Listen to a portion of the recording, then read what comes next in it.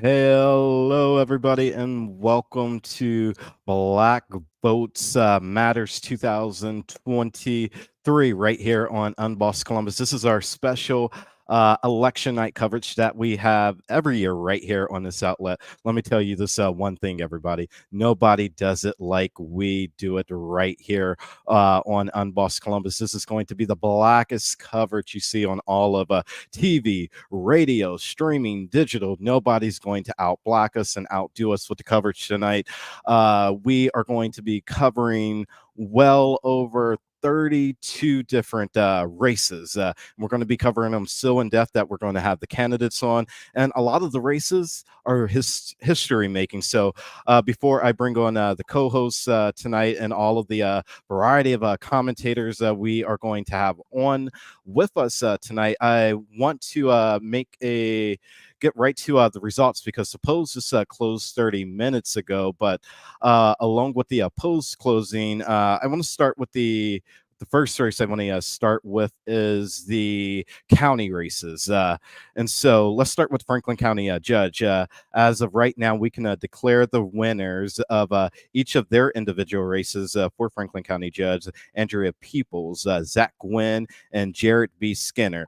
They have won their races. For Clerk of Courts, Lori M. Tyak has secured yet another term as Clerk of Courts. Now let's make our way down to Reynoldsburg mayor. We'll be talking with him in just a few minutes. Coming up, Joe Benji has secured yet another term for Reynoldsburg mayor.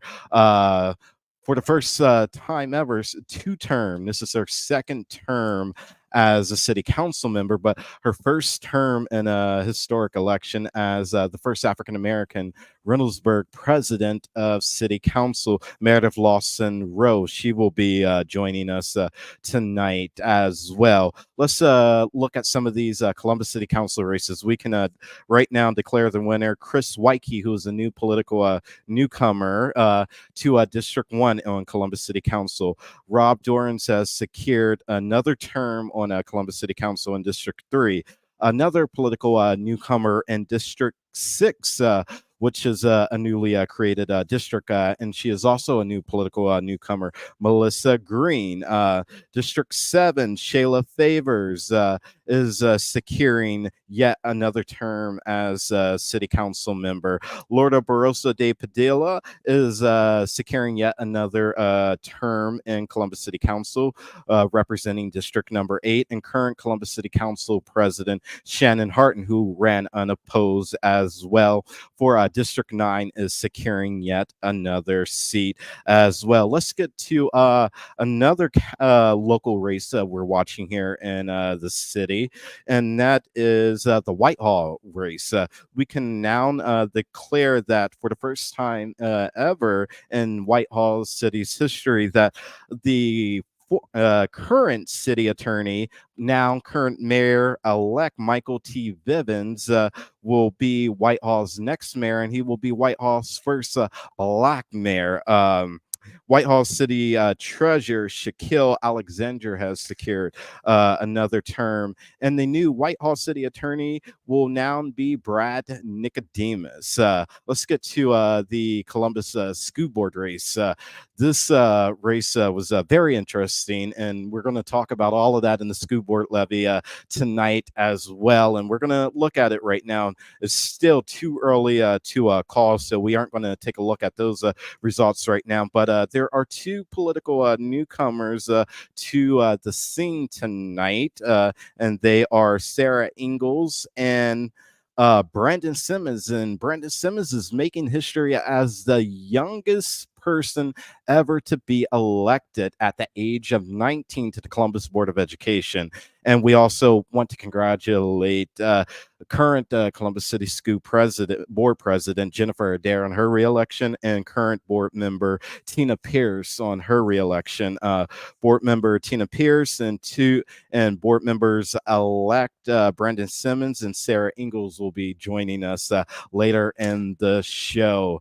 So just right there, those are all of the races that we could call tonight. But what I want to do and get to right now is I none of this could be done without big team and a big help. But I want to bring on two phenomenal gentlemen who are going to be joining me in this 8 o'clock hour to talk with some of the candidates, and not only to speak with some of the candidates, just to break down these issues. I'm going to start with bringing on and up Mr. Charles Trailer, who is a host with the Durham. Charles, how are you doing tonight, man? Hey, I'm doing just fine. You're doing a fine job, man. Hey, thank you. Let's bring up the one and only, the myth and the legend, as it was just put to me when I don't know what I was thinking when we were in the green room just a few minutes ago, and I was introducing everybody to everybody, and I introduced John to Charles over here. Charles quickly reminded me, you aren't from Columbus, let alone Black Columbus, if you don't know who Jonathan Barrett is, the man, the myth, and the legend, and just a man with a wealth of knowledge. John, how are you doing tonight? I'm doing good, brother. I hope I can live up to that billing. Hey man, I know if I ever have a question when it comes to housing or any of the details, you got it all. And the reason why you're the man, the myth, and the legend, let's jump right into it, because we're going to go to our two co-hosts, Tiffany White and Lisa Freeman Williamson, in just a moment. They are at the watch party for Joe Moto, who was running against current mayor Andy Ginther for Columbus. They're at Joe Moto, his competitors' watch party right now. But before we go there, I have you two here. This election today was just like so like crazy on so many levels here locally for so many things. But I have to address the elephant in the room right away, and we have to talk about these districts, or these fake districts. Is they're going to, between the two of you and our wealth of knowledge that the three of us have, do either one of you think that there's going to be a lawsuit that's either being filed right now or that's going to be filed before 11 o'clock tonight, regardless of who wins, loses, or draws? I don't know about that. These fake districts are problematic under the Voting Rights Act, Section 2 of the Voting Rights Act of 1965. And Devontae, that's why I'm calling Columbus Alabama now, because we've got 1950, we've got pre-Voting Rights Act laws here in Columbus right now. The government. It's shameful, and the most shameful thing about it is that Black folk put it in place over the advice of NAACP Legal Defense Fund, our nation's foremost civil rights law firm. So, yeah, you want a little background on that, or do you want to move on? No, I want to stay right there, but before we go any further, Charles, I want to get your thoughts on this, because you've been very vocal and on social media and on your radio show as well about these, and I'm sure you feel the same sentiments as John just talked about.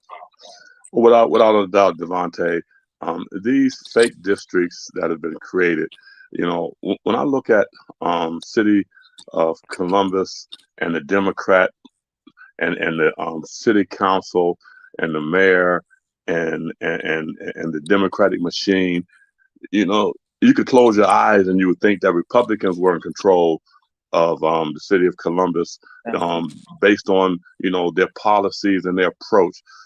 Democrats in Columbus are doing the same thing to blacks in Columbus that Republicans are doing to blacks all across the country. And the thing that stands out for me is that there are a lot of black folks, that are complicit in the violation of the Voting Rights Act, as it relates to a disenfranchisement of black voters. And so, we have to do two things. One, we have to do better at financing candidates, that we know is going to represent, our interests. And we have to be able to fight that sample ballot. Yes. That is a killer for a challenger, in Columbus. Absolutely. That sample ballot is crazy. But while we're on the top of the sample ballot, I want to bring Tiffany and Lisa into this conversation right now. everybody, if you're having a little trouble hearing right now, it's because we're at the watch party and hopefully celebration party for Joe Motel right now. And Tiffany and Lisa, Joe, as you see Joe walking up right now. And, Joe, wait, yeah. Joe, hey, Joe, how are you? Hopefully, we're calling you Jonathan Mr. Beard in that Mayor. Charles trailer. They're saying, "How you doing, Mr. Mayor?" Joe didn't Right. tell us where the watch party was. Right? Yeah. It's at can I tell them where it's at? Your watch Yeah, where's party? the watch party at? Clintonville Women's Club. The Clintonville Women's Club. So, Next Tiffany, to Rec Center. ask Joe for us. How did he manage to take on the sample ballot? Because that was the conversation we were having as he We were walked just talking about the sample ballot and how do you overcome the sample ballot as a candidate. How do you overcome it? Yes. Well, how you try to get as many volunteers as you can out there at the polling locations where they have. I mean, and try to combat it that way. That's very good. You don't yell at the people because that's what I did earlier. Yell at them? I yelled at him. I was like, I know you don't have a sample ballot in your hand. Inside the polling location. That wasn't very cool, but I did. No, and it's hard. I mean, they have people everywhere. All you know, we probably have 10 locations of the most that we probably be Yeah. Well, yeah. That's what we had to do 4 years ago. So I think it's important, like Brother Trevor was saying, that we stop people being indoctrinated to things. Like, you need to come out and do your research and find out what the candidates believe in and not just allow someone to hand you a ballot and say, this is what you vote for. Who has done things for you in your community or has some different ideas? I mean, I'm standing there watching people walk up the sidewalk, and the woman with the sample ballot is before they get to me. And they're walking by, and then she says, you know, would you like a sample ballot? And they're just, oh, yeah, I'll take that. And then I say, hi, I'm Jim with Phil. I'm the other Democrat that's running for mayor on the ballot. And they were just like, oh, okay. Well, you know, some of them knew me and say, oh, yeah, I can vote for you, this, that, and the other. But it's like, they like, yeah, I'll take it. Because they don't know who they're voting for. And it's like. So do you think a radio ad or a TV ad, because, you know, they were like, oh, if you guys would have had a TV ad, that, you know, you could have made a bigger impact. But let's talk about how much money that takes to actually do that. I have no idea how much a TV ad costs. It's not cheap. Well, I know that. But we did $5,300 for radio. Yeah. And I think it helped a lot. So this year in terms of the vote. But we did it on TV.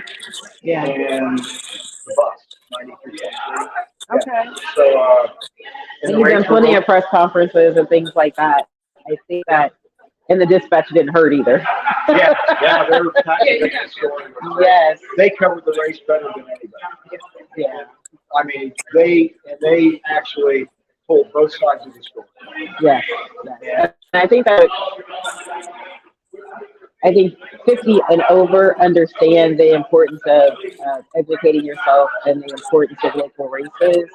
I think those that are under 50 are so used to someone handing them something that they don't do their research. Well, I think one of the things we need to keep in mind is that 45% of like voters say they don't have any information about the candidates. So that's something we have to just push on the head. We really have to get out there and educate. You've been out in the community and involved. So. You need to know where to look.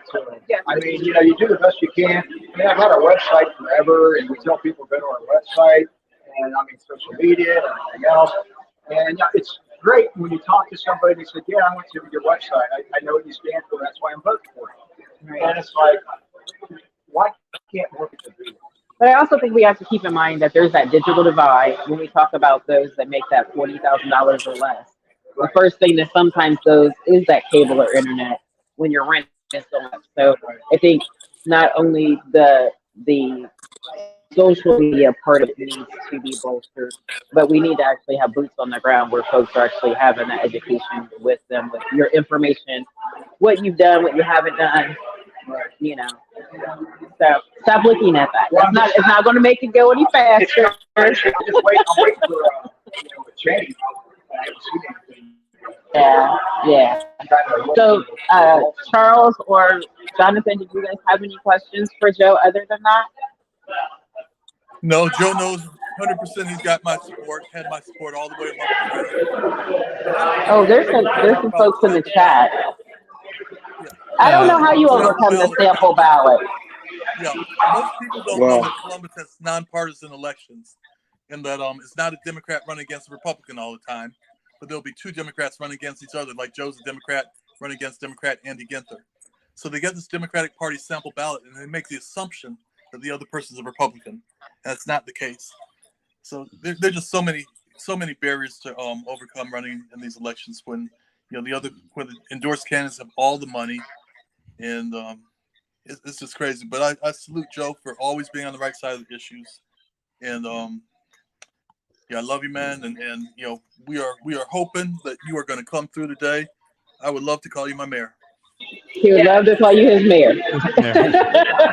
All right, thank you, Joe. Thank you so much. We're watching the results come in right now. Now, Tiffany, Lisa, we'll see you at the next watch party. I don't know where you're going. Next, you're all around the city at about 5 or 6 of them. So we'll catch up with you in the next few minutes. So we'll see you.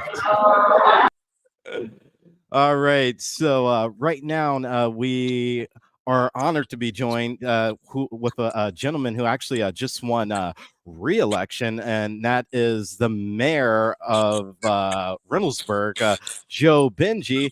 How are you doing tonight, Mr. Mayor? And thank you for joining us tonight. Oh, no, thank you for having me. It's obviously a great night. It's feels good to be given the support from the community after what we've kind of accomplished as a team here. It wasn't just me, it was also all of our members of council. We've done a lot of good things the last couple of years, and now we get to get right back to work starting tomorrow morning. Yes, exactly right. So with in this re-election campaign that you are just now getting out of and being victorious, what was it like over the last several months, not only to run this re-election campaign, but while all of these other big issues were arising? You had issue 1, issue 2, and then all of the local issues and things that community members and residents of Reynoldsburg are worried about. So what was all of that like to have to take all of that in and to channel it and to still manage to keep everything about you while continuing to do the job that you're essentially running and buying to stay in? Well, a lot of it is it's good communication. The ability to go out and talk to the residents and ask them their opinions allowed us to get a lot of good feedback about what we've done well over the last couple of years, but also to clear up a lot of miscommunications. Anything from what's going on with issue 1, issue 2. We also had the public library levy, which was a big thing. Reynoldsburg is also part of 3 different counties, so we had some Licking County issues as well to go in. And it was a great way just honestly to get out and talk with people about the issues. So that way, again, we can answer those questions flat out, not take their vote for granted, so they could actually come and talk to us, because not all the time do you get to, and this is probably the last level of government where you can talk to your local officials, not just at a Kroger, because that happens an awful lot, but just, the door-to-door thing. So it's been great. All right, before I let Jonathan and Charles get in with some questions, I have one final question. When you were out knocking on doors and talking to residents, what were some of the things they were telling you and asking you? Housing is an issue, and it was probably about an 80-20 split. Right now, you're looking at rents that are just astronomical. For a 2-bedroom apartment in Reynoldsburg, you're looking at about $1,600 to $1,700. 3-bedroom, it's $2,200. You're looking at a lack of senior housing in Central Ohio and even in Reynoldsburg itself. So there's concerns about that. I know from real life experience, I have a son who's going to graduate from Ohio State next year. And where's he going to live? What are we doing as a region to address these issues? And those are things that I'm hoping to take back to other mayors and managers throughout Central Ohio, realizing that Reynoldsburg has built a lot of housing the last couple of years, but we can't do it alone. The other issue, obviously, issue 1 has been there, but issue 2 has actually been very much on the minds of some people because they're concerned. What does it mean, recreational marijuana? How is that going to impact their job? How's that going to impact their community? Is there going to be an increase in crime? Things of that nature that you just have to have those conversations with, because it's something that people just really aren't as familiar with, to vote on. It's not something that's a common occurrence here. All right, Mayor, John, Charles. Mayor, I know that over the past couple of years, Reynoldsburg has been going through, I don't want to say an identity crisis, but there's been a new superintendent, that has recently, come aboard. There's also been some youth violence, particularly, in the schools in Reynoldsburg. How will you, as mayor, leverage your position, as the chief, officer of Reynoldsburg?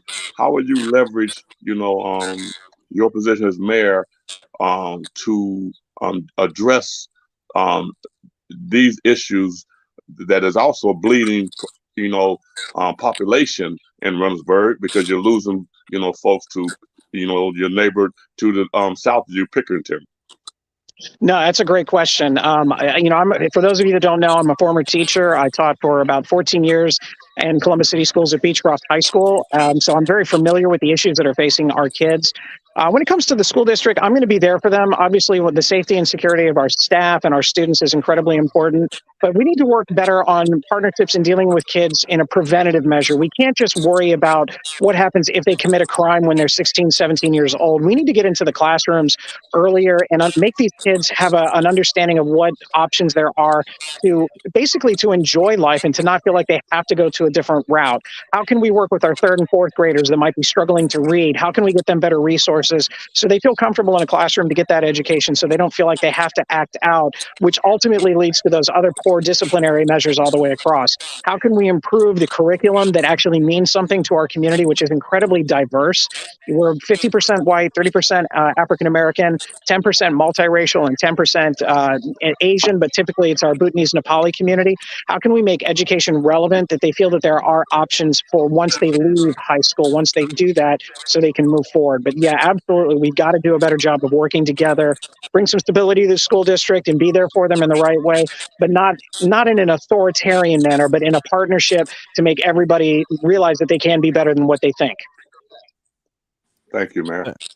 Thank you. Jonathan, do you have any questions for the mayor before we let him go? If you don't mind, first of all, congratulations, Mr. Mayor, on your victory. Second question I had, you brought up housing, and Yes. my son signed his first lease yesterday, so December 1st he'll be moving out, and I'm tremendously concerned about the high cost of housing. Here in Columbus, sometimes our mayor has a bully pulpit, and one of the things we keep hearing is that the suburbs aren't doing their part with affordable housing. Yep. Can you rebut that statement, or is there a kind of, what's your sensibility with respect to housing and housing prices and affordability? Well, first of all, if I could get affordable housing to come to Reynoldsburg, I would. The reality of the situation is, because of the way that the system is set up, whether it's federal funding that helps kind of close the gap to allow for it, that prohibits a lot of affordable housing from being built in certain areas, we're trying to figure that out. What I would like to see is, I would like to see the state get a lot more involved in helping close the gap. Columbus is great. They passed a bond issue that helps with affordable housing, because developers, whether you like it or not, they're in it for the money, and they're going to get to a certain level. And then from there, they can kind of make their profit margin. How do we fix the gap from the rest of it? We can work with outside agencies to help with, the housing authority, things of that nature. But what can we do as a community to get that other missing piece in there to bring that affordable housing in? I'm working with a couple of developers on some things. I'm not afraid of it. Our zoning plan is built for it. If an affordable housing developer comes in right now and finds the location, which is the struggle with Reynoldsburg and really a lot of suburban communities, because we have to have the space for them to do it, especially as things are getting costlier with materials and things like that. But I want affordable housing. I want to bring it here. Everybody deserves a place that they can live and be in a safe environment without having to spend the amount of money. Just to kind of go off that rent, if you're looking at $2,200 for a 3-bedroom apartment, that means you're looking at, first month rent, last month rent, plus security deposit, which means you're at $6,800 before you even walk in the door. That's unacceptable. We need to do a better job. And the only way to do that is increase the supply. And I know that there are other suburban communities that want to do something. We're trying to get some buy-in from the state on this one to help us close those gaps. So hopefully this year we're going to be able to work with it. Thank you very much. Thank you, Mr. Mayor. We're going to let you get back to your victory party and celebration, and we're going to have you back on here in the coming weeks. But go celebrate, have a drink. You burned it, and we'll talk with you soon. Thank you very much. Thank you for having me. Have a great night, everybody. All right, bye. You too. Bye. All right, Jonathan, Charles. Housing's a big issue, but before we delve deeper in that topic, because we need to talk about that and rent control and everything around that, because I mean, we didn't bring that question up to the mayor. He went right into it. So evidently, if our suburban mayors are talking about housing and rent control, and he even gave the example of how it's hitting very home to him with his son, and so we need to dwell deeper into that topic. So let's take a quick commercial break, pay some bills really quickly, and then come back on the flip side of that and continue talking about housing while we are waiting for more candidates to join us and to find out where Tiffany and Lisa will pop up next at the next watch party. So stick around with us. Before we get to that commercial break, everybody, I want to thank you all for tuning into the blackest election night coverage on all of TV, radio, digital, and streaming. Ain't nobody going out black us right here on Black Votes Matter 2023, streaming live right here on Unboss Columbus. With that in mind, you can support local Black-owned media by becoming a member of the Unboss fan club by simply going to Venmo, Cash App, or donating via PayPal. Venmo and Cash App, you can find us at Unboss Fan Club, and you can find us over on PayPal at paypal.me/Unboss Fan Club. And you could also go to our website to become a member as well. And our website is www.unboss.live. And I want to thank all of our viewers who are tuning in and watching us live and watching on the replay, to all of our viewers joining us from Instagram right now, Twitter, Threads, Facebook, YouTube, and all the other platforms across the sphere. We want to say thank you tonight, and we'll be right back after this quick word.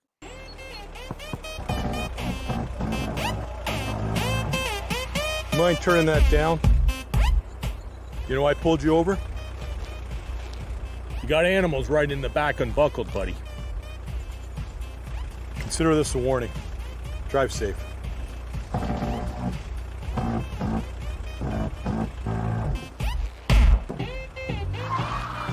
Some laws are stupid. Having legal help with traffic violations is not.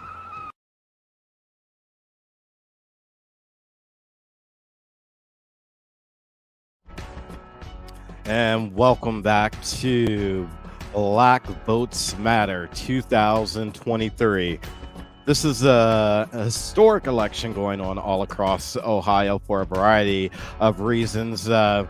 We are keeping an eye on issue 1 and issue 2. It's still too early to call. Votes are still just beginning to get counted. Polls just closed a little over an hour ago, and that goes for all across the state for the mayor's race against current mayor incumbent Andy Ginther, and our mayor, the people's mayor, Joe Motil, is still too early to call.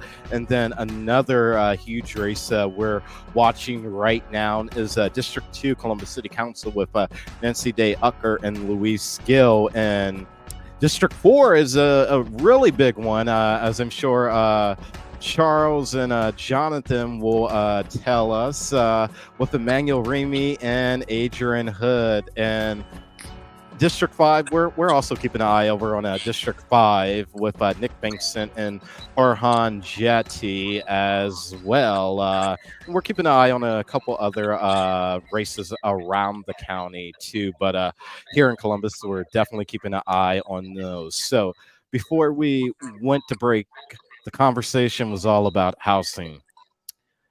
John, I know there was just a petition submitted and not submitted at the same time. I'm going to let you tell the story behind that when it comes to rent control, because this has been a fight for the last 6 years. And you just heard the mayor of Reynoldsburg break it down and to say, hey, before you even get out the door and think about what type of job you have, you need to have about $7,000 because over a third of that's going to go to rent. Yeah. Yep. And it's something that our elected officials are not doing enough about. They could, but they're not. And in part because in Columbus, about 60% of your campaign dollars that our incumbents get come from the real estate development community.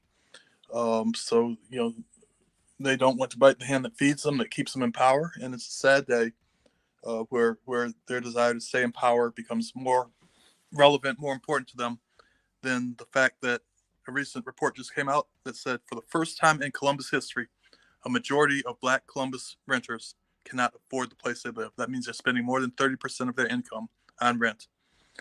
And again, that went up from 42% to 51% between the year 2000 and 2019. The report came out in 2022 and said it's got to be higher than 51% now because we had those COVID-fueled price increases.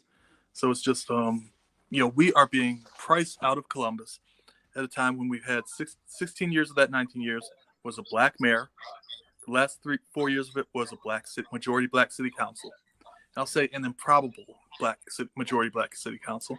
Here, I don't mean to cut you off, but I do have to address that because as my grandma and grandpa used to tell me before they went on, all skin folk ain't kin folk. As much as we love Mike Coleman and we call him Uncle Mike and we love to see him coming out to the barbecues and all of that, was him, and when I say Mike Coleman and I say him, was Mike Coleman and all of the other Black city council members from Charlita Tavares to Kevin Boyce, and I can go on and on down the line naming Black city council members. Were they not just, did they serve us right just because they were skin folk?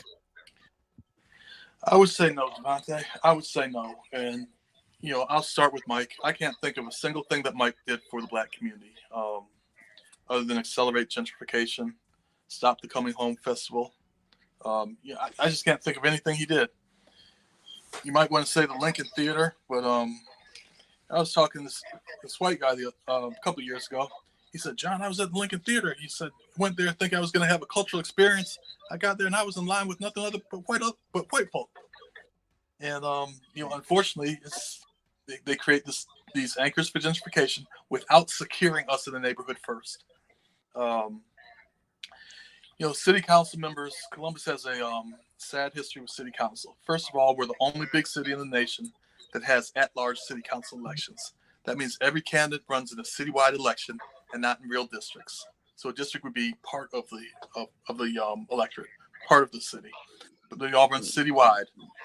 And that has been found under Section 2 of the Voting Rights Act of 1965 to be a discriminatory form of government. Section 2 says that geographically concentrated minorities have a federal right to elect candidates of their own choosing without having their votes diluted in the larger pool of majority votes. Columbus has maintained this illusion of Black political power by picking and appointing Black folk and putting them in power. And then they run for election for the first time as an incumbent with Democratic Party's endorsement and recommendation and with big business money. We do not have Black leadership that comes up from us. We have Black leadership that's put on top of us. And, I feel sorry for them in some respects, but it's just a shameful the way we let the city be run. I mean, this is like Boss Hogg in Alabama. It's embarrassing. Charles, I want to get your thoughts on this and your take on this. Jonathan, says it, real well. I'll just add that he's right. We've never had Black leadership in Columbus, Ohio. I can remember being on the radio a few years ago when we was on WVKO, and the Call and Post put out an edition where they showed all of the Black, leadership of Columbus, and it was Black folks in every important position of leadership in this city. And 2 weeks later, the Columbus Dispatch ran an article titled "The Real Leadership of Columbus," and it had John Wolf, John McConnell, and all of the white boys, to let Black folks know, get back in your place. He's right about Mike Coleman. Mike Coleman was the worst mayor that Black folks have ever had in Columbus, Ohio. I can remember when he was touting his mayoral campaign, talking about the Four Corners project at Cleveland and 11th Avenue. It still has never been. It still has never been developed, And today, Black folks, support personalities and not policies. And Columbus, Ohio, is one of the only cities that I know of where you had Black folks in key leadership positions, and they never produced nothing that advanced the cause of Black folks and improved the quality of life. The only thing Mike Coleman, I can say good about him is that he kept the streets plowed when it was snowing. Oh, man. Wow. So there's a couple historic elections going on tonight that we're watching, and I want to talk about a couple of them while we're on the lines of this topic of conversation of all skin folk aren't kin folk. For the first time ever, Whitehall has just elected a Black mayor. Whitehall is barely 5 square miles, like in the heart of the east side of our city. What does that mean for Whitehall to elect a Black man as mayor, let alone like what does the two of that? What does that mean to the two of you? I can't speak much to Whitehall. I don't know. I go to church in Whitehall, but don't know much about the politics. What I am hopeful of and suspect is that because it's a smaller community and the election is not as much, this brother will be able to be much more independent than a Columbus Black mayor has been or could be. Mm-hmm. What I say about Mike Coleman, just to kind of continue that thought, is Mike Coleman was kept in office for 16 years, the longest serving mayor in Columbus history. And what I would say is he was able to do things that the white boys wouldn't dare to do to the Black community. And that's why they kept him in there so long. So I believe Brother Bivens will do a better job in Whitehall, because I think I have no reason to believe Whitehall is as corrupt as Columbus is. And I don't think it's run by big money the way Columbus is. The election of Mike Bivens, to me, speaks to a more of a progressive move of the city of Whitehall. And I've noticed over the past couple of years that Whitehall, has been moving more, in the direction of a progressive, suburb surrounded by Gahanna, and Columbus, Ohio. One other thing, just to close out about Mike Coleman, a lot of folks don't realize that Mike Coleman buried retail shopping in Columbus, or in downtown Columbus, when there was a when there was a gang shooting, in City Center Mall. Mike Coleman, on the direction of the downtown boys of the Columbus Partnership, shut City Center down and destroyed retail shopping in downtown Columbus. Congratulations to Michael Bivens for being the mayor of Columbus, just like you've been Mayor of Whitehall, like Jonathan says. I think that because it's a smaller community, he'll do well. But I just want to say something about affordable housing. It has become a oxymoron when you say affordable housing, because it ends up being unaffordable. And to me, it's almost like a slow drip of gentrification, for Black folks and for folks who, are just making it, on a day to day, trying to pay their rent. And so, affordable housing is not for people, that that can't afford it.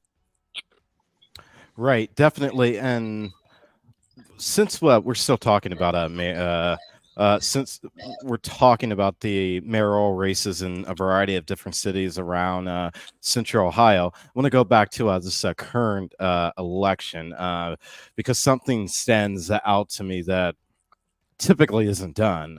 I want to talk about Joe and Andy really quickly.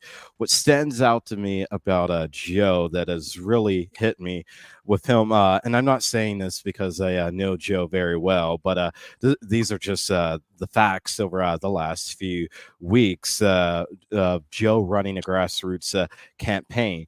Joe has managed to bring, in some type of way, not just the progressive voters, not just to anybody but Andy voters, but conservatives, the FOP, and everybody to rally behind him because they so badly want change. And they're tired of everything that's been going on for the last 8+ years with Andy. It's like we've gotten the same old, and the same broken promises. And then there was a article that just came out last week by Bill Bush in the Columbus Dispatch that, I mean, basically confirmed it was like a gift to Joe, but it talked about how what we all were just talking about how the developers are in the pockets of our current political officials here in the capital city. But not only that, it went further and they got the receipts, and we saw that just in this last reporting period, the mayor, Andy Ginther, he got over $500,000 donated to his campaign by developers. And Joe over here, on the other hand, is trying to scrounge together a couple dollars and a couple nickels here and there. And when I found out that he was going to be running an ad, regardless of whether it was on 610 WVTN AM, the conservative talk radio station, and another outlet or not, I was just so happy that we saw a grassroots local candidate here gather enough money to be able to run any type of ad, whether it's TV or radio. And in that time period, Joe not only ran radio ads, but he was able to put up billboards too. And I mean, Joe, for the most part, is running a campaign by himself. Yes, he has a few volunteers here and there, but Joe's been a one-man shop. And if you're on the media side of things, you see the amount of press releases and things that Joe sends out a day and how he's hammering and firing back. You would think Joe has a big team, but he really doesn't. But not only that, my final point on all of this before I go to the two of you for comment would be that back on October the 15th or the 16th, or somewhere right in that time frame, a little after that, we were about 15 days. It was about 15 days ago.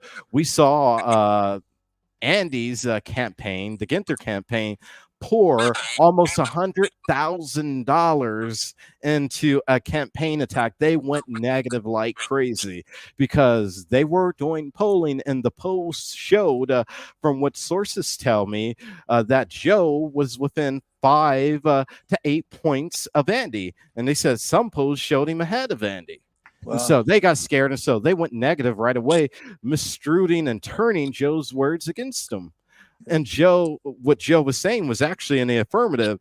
And we know Joe was saying the right thing, so much so because the vice president of the FOP came out and defended Joe. That's right. The vice president of the Fraternal Order of Police. So let's start with you, Charles, and then go to John on your thoughts about all of this. Sure. Joe has been successful in bringing to light what is wrong with city government in Columbus, Ohio. You know, the fact that he was able to get Andy Ginther and the Democratic machine to run negative ads. Andy didn't talk about what he's done, you know, to make, you know, Columbus a great place to live and raise a family. He talked about, like you say, he turned Joe's words around from him. You know, that gimmick about gun buybacks. No criminal turned their gun in on that gun buyback. For program certificate. Yes, you know what I'm saying?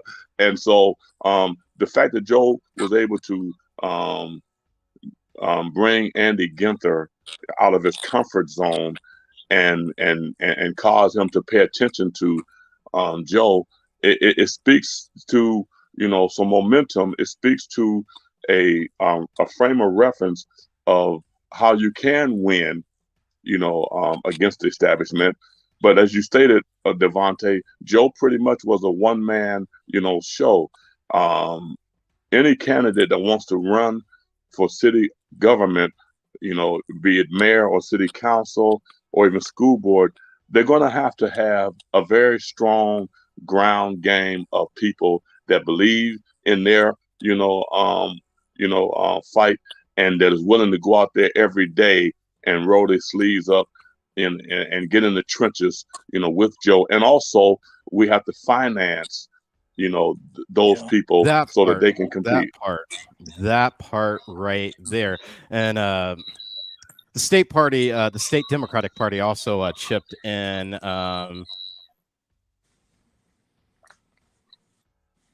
Sorry about that. I'm over here multitasking, checking in on the results, and I think we're about to have a big influx of some of the same-day vote about to come in, because the site just went down for a few seconds right there. But what I was saying, the Ohio State Democratic Party also chipped in for Andy's campaign as well, so we could be able to run some of these ads and get some of that collateral out there. But also, before we get on that funding our candidates and basically taking back our elected offices and putting real people in those offices, I can't help but mention that I was having a conversation with Joe a couple days ago, and I said, you know something? I said, I've been black my entire life, Joe.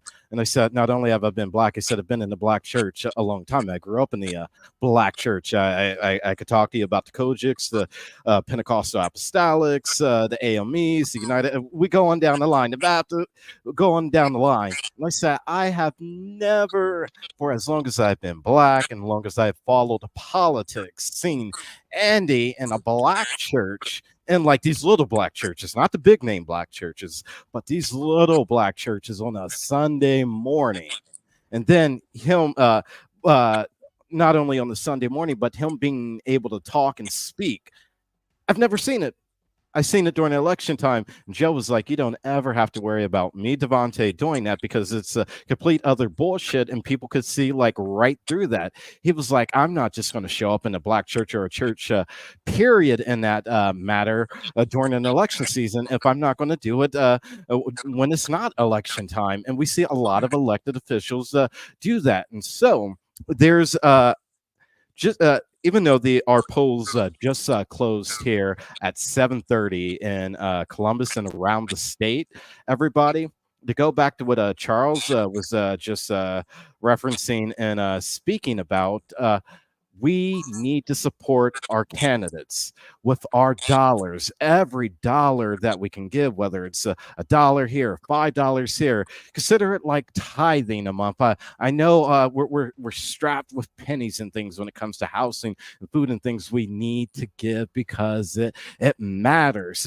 And what better example of going back to the 2008 presidential election with President Barack Obama? He said the only reason that he was elected elected and able to do what he was able to do in the beginning point before the big dollars started rolling in was because of our $1 and our $5 and our $10 here and there that made it happen.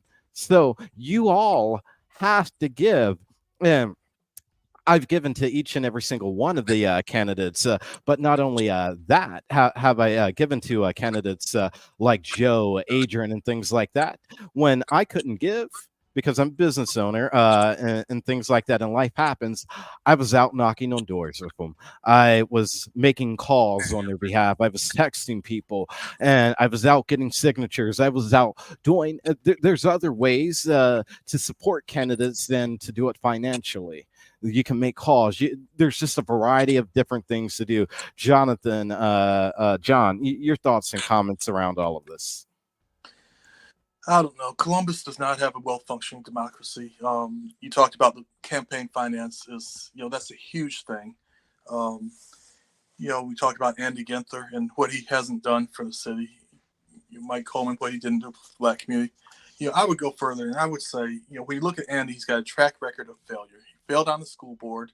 So when the school board data scrubbing was the biggest scandal in Columbus history, Andy was sitting in the seat. The whistleblower came to him. He didn't do shit about it. He moved to city council. He got involved in the red light camera bribery scheme. His neighbor, John Raphael, went and did a felony. Is still in prison right now for that. Funneling money from this vendor of the cities to the party and then back to the council members. Andy admitted he had asked Redflex for $20,000 and then asked Raphael to raise money for him. I just believe, Columbus, the big folk that run the city, the Columbus Partnership, the big business, I think they like their politicians one phone call away from indictment. And I believe Andy fits that bill. And so when you get somebody like Joe Motil, who is service in all respects, Joe has been a supporter of the unhoused and stopping this bulldozing of homeless camps, to the point where he and Pastor Gary Whitty did a peaceful protest on the front yard of City Council President Shannon Harding. And Shannon Harding called the police on them. And Joe was willing to go to jail on, for standing up for other people.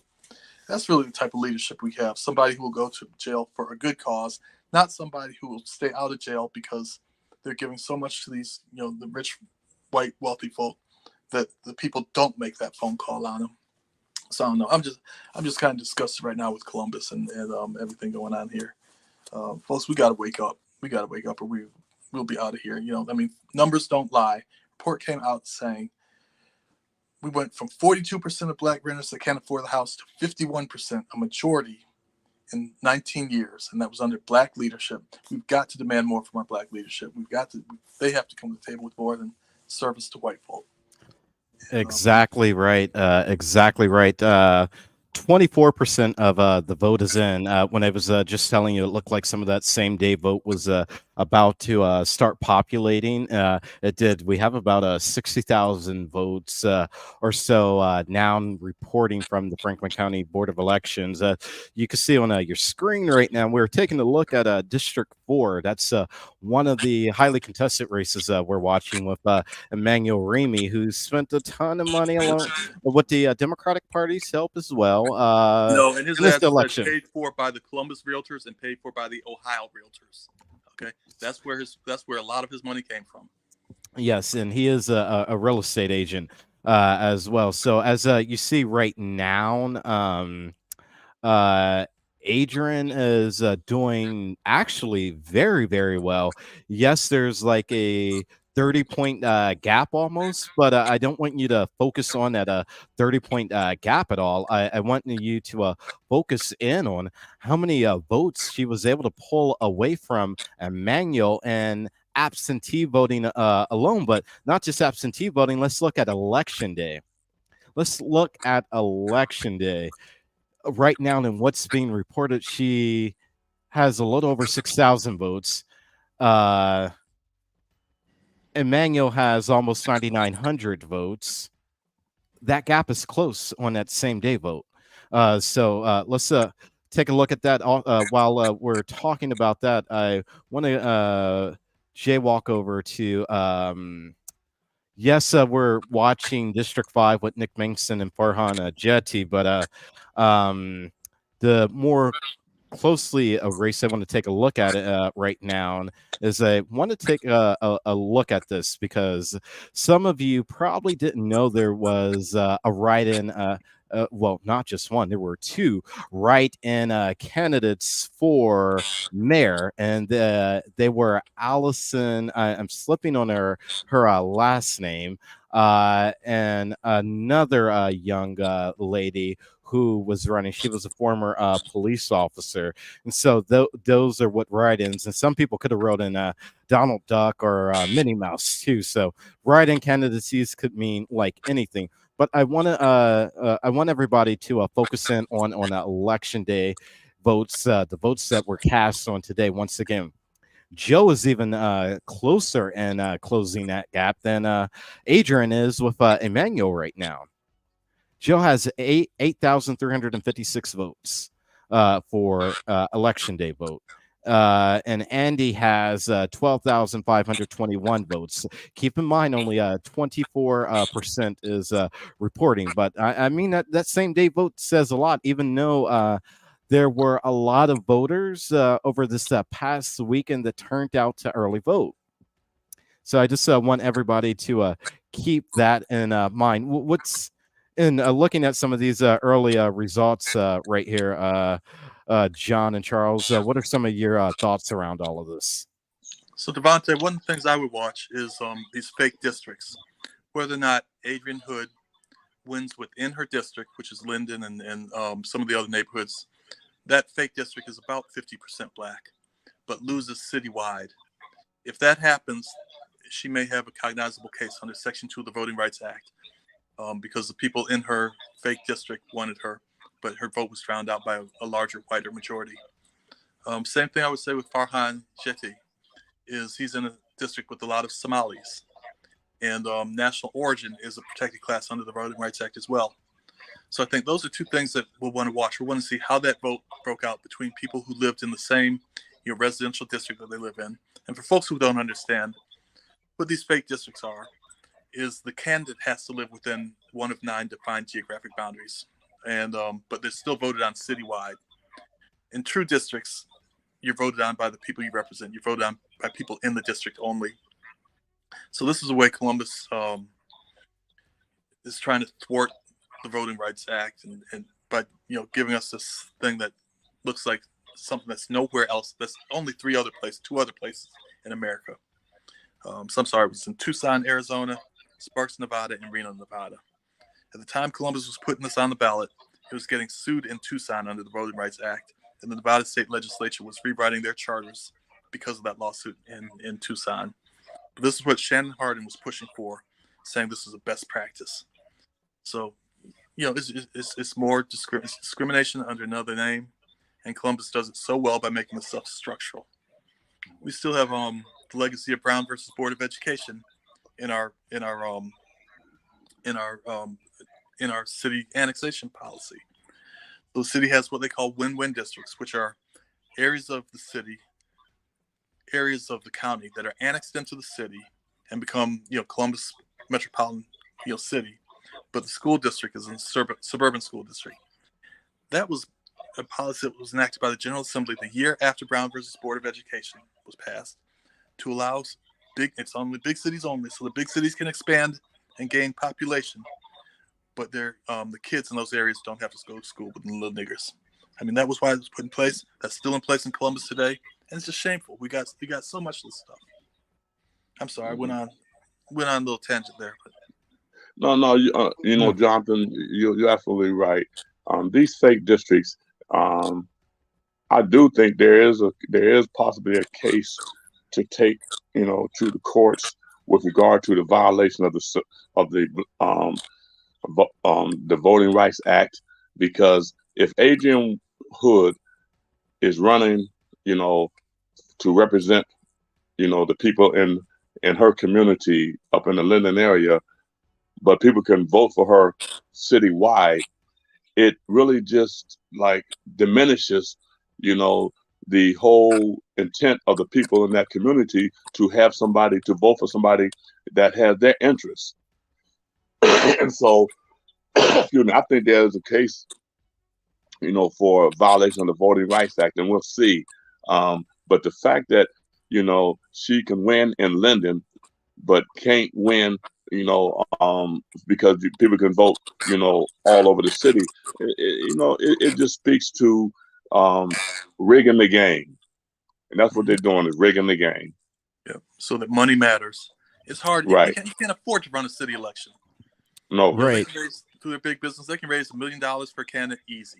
Snap their fingers, they can raise $1 million if they need. All right, yeah.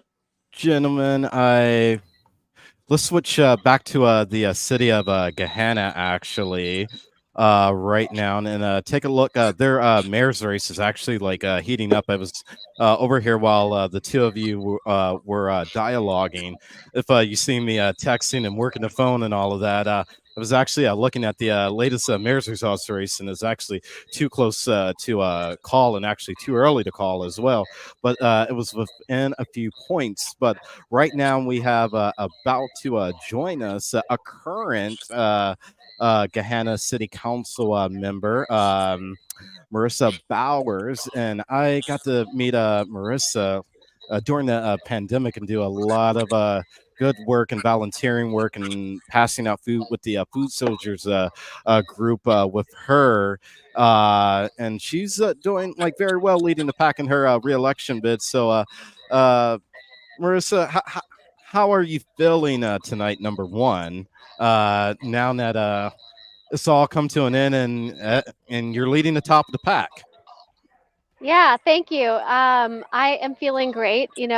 We gave voters in Gahanna a choice across all of the races, citywide races, and it really, I think, our slate reflected the diversity of our residents in a much different way and better way than we had seen it in years past. Sorry about the shadows. I'm outside and not exactly in a great spot, but Oh, so no, I'm you're really fine. excited. No, we're just happy to have you joining us tonight, because we know you're in the middle of a victory party. So we're just happy you could step out for a few moments. So what I would like to ask you is, you got your first term under your belt. You're looking into the light for your next 4 years. What's on your agenda for the next 4 years, as you look beyond to how you could help the residents?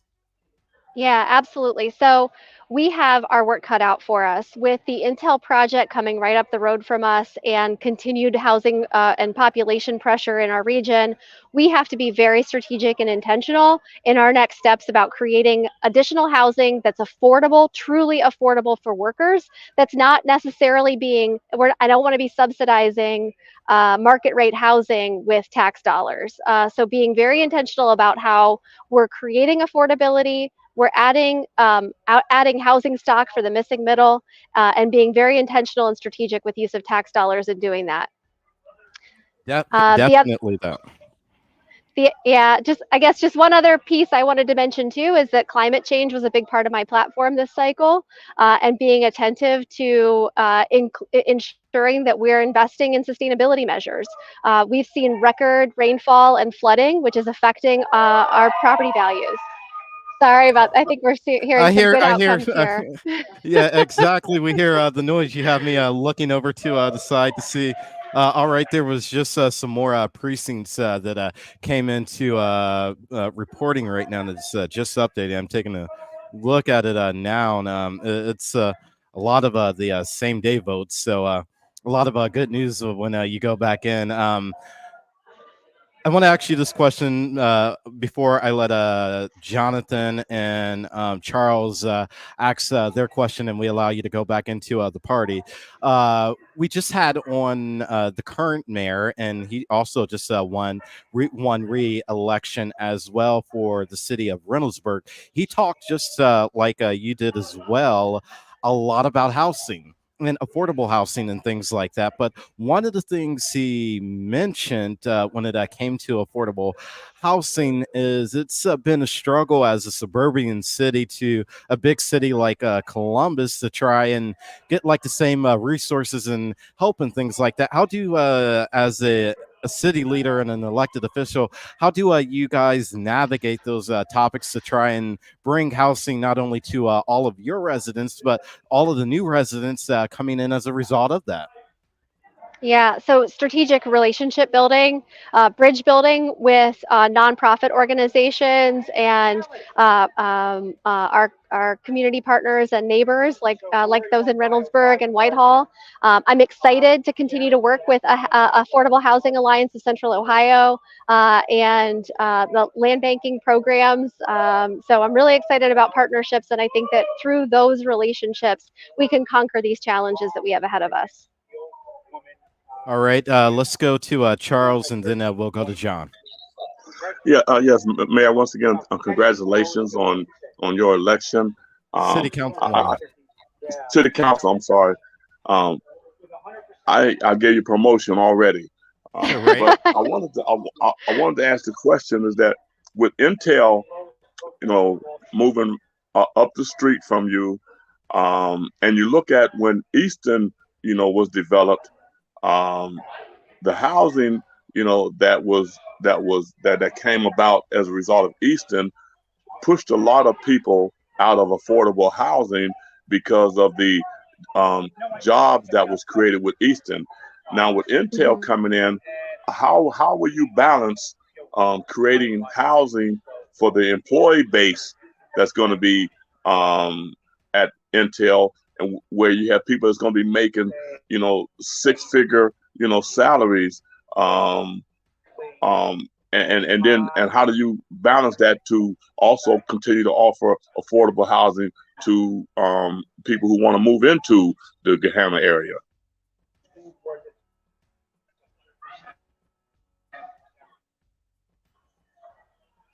Did she hear me?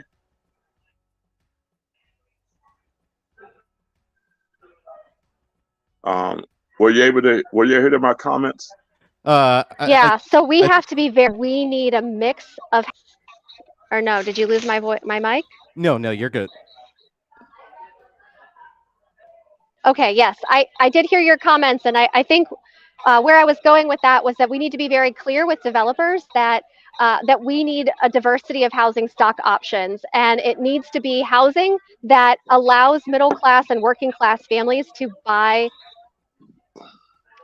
homes, because as we know, home ownership is one of the most well understood ways for the middle class to build wealth and to by owning property.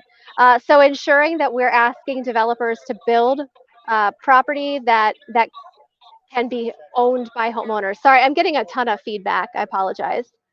Oh, sorry about that, Marissa. We're going to let you get back into the Sure. party. We got to keep moving things along. Congratulations once Thank again, you. Councilwoman. Have a drink and have a toast for us, and we'll have you back on here. And we look to be doing a lot of work with you here in the near future. So thank you so much for taking time tonight with us. Thank you for having me. It's a pleasure to see you, Devontae. It's great to be here. Thank you so much, and happy election night. All right, you too, and be sure to let the family know we all said hi. Will do. All right, gentlemen. We now have one of the races that we were just speaking about. That's actually still too early and too close to call. And we're still in Gahanna, by the way, everybody. That is the Gahanna Mayor's race. I actually see our next guest. He just took a peek over towards another screen. It looks like I just did, because there was some more of the vote that just popped in. I want to welcome to the screen. He's a middle school principal of the Dominion Middle School here in Columbus, Ohio. But he is also not a stranger to nights like this, except now his name is the name on the ballot. He is the husband of current Judge Kim Brown, but now he's running for office, the office of Mayor of Gahanna. Mr. Steve Brown, how are you doing tonight? Doing pretty well. Thank you for having me. How first off, how are you feeling? Because this is a historic election for the first time ever. African American has made it to the general election for the city of Gahanna mayoral race. Yes, I mean, I feel very proud of Team Brown and what we were able to accomplish this race. Um, just waiting it out to see the final count. Um, I offered Gahanna a lot of change, and you take a risk when you do those type of things. But I think it's important as we look to our future, and I believe our city is gaining momentum in that way. It's just you just have to get out there and make it happen. So instead of sitting around and waiting, I went out there and let them know exactly how we needed to go forward, and hopefully the voters heard me this evening. Definitely. So I have to ask this before I let John and Charles in.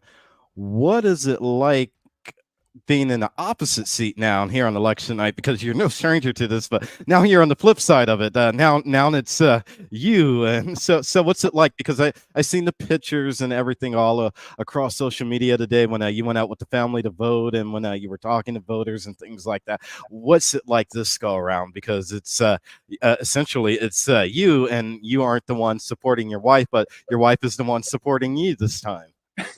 Oh, definitely. It is a lot easier to be on the other side than it is on this side. I mean, every word that you say, everything that you do is it means something. Having supported my wife, and she's been a judge for over 20 years here in Franklin County, being a first-time candidate, I thought that it really gave me a lot of experience. So I think being a first-time candidate, I didn't think I ran like a first-time candidate, and I was able to get a lot of support around me in this historical moment. So a lot easier being in a support role, but nothing that I didn't anticipate when you put your name out there and you try to go for what you know to take care of your community. Definitely. Jonathan, your question for the mayoral candidate.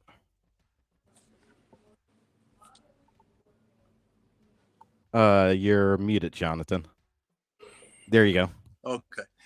I didn't have a question, sir. I just wanted to say thank you for putting your name out there, throwing your hat in the ring, and being willing to serve the community. So I just appreciate that, and I recognize that for what it is. Thank you, sir. Thank you very much. All right, Charles. Yes.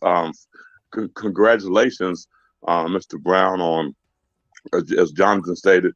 Putting yourself out there, to represent your city. I go way back to when your wife first ran, for judge. I interviewed her, on my radio show years ago, and also I worked in the juvenile court as a probation officer years ago. So I got a chance to meet you, a couple of times.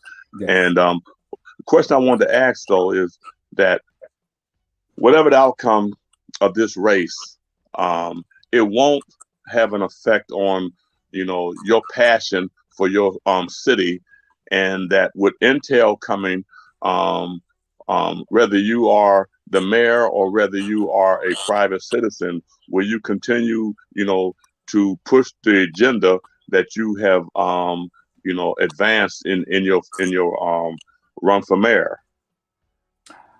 It's funny that you say that. I've been canvassing the neighborhood since February, and a lot of the neighbors that I talked to, they had that same sentiment. They were like, "Look, no matter what happens here, please, please, please stay active in our community you're the type of leader that we need. You're the type of, don't be frustrated. So I guess in the past, people have run for office here, and it's just so frustrating that they walk away. I can say here live, guys, I am not going anywhere. I am here. This is a community that took care of my family when I was deployed. And you just can't get everything you want if I'm not successful, but you have to believe in what's best for our community. And I think the plan that I have, and the agenda that's coming forward, because my whole plan is about investing in our young people. And as you see, as I retired, I went into education. So I really believe in that. And I believe that's not where we are today. But if I keep pushing, it'll be an opportunity where our community will see that and we'll move forward. Well, the night is still young, and you are successful irregardless. Right. And so that's, that has to be stated. So, much success to you. And I look forward to you bringing this thing home. Absolutely. Right. Appreciate it. Look forward to calling you mayor. All right. Definitely. We all do. And we hope to have you back here within the coming week, calling you mayor-elect and celebrating a historic election. By my count, and from what my people are telling me, it's still too early and too close to call everybody. This is what we're referring to right now in his race. A little over 5,000 of the votes are in, but I'm once again that election day vote versus that absentee vote. What we see that has worked very well for him is that thus far he has been able to drive up that early vote count, and that's what really matters in a lot of ways. So thank you for taking the time out, and we'll check back in with you later. All right, thanks for having me. Yes, sir. Have a good one. All right, gentlemen, we're almost at that halfway point. We are going to reset here, take a quick commercial break, come back, recap some of the results, and then this is probably the conversation everybody's been waiting for us to have the entire night, because we've touched everything else, and it's about the Columbus School Board and that school levy. We all got why the levy needed to happen, but did it financially need to happen, and how it touched our pockets and things like that? But before we go to a break, I see Tiffany has just popped in. So where are you at right now before we go to break?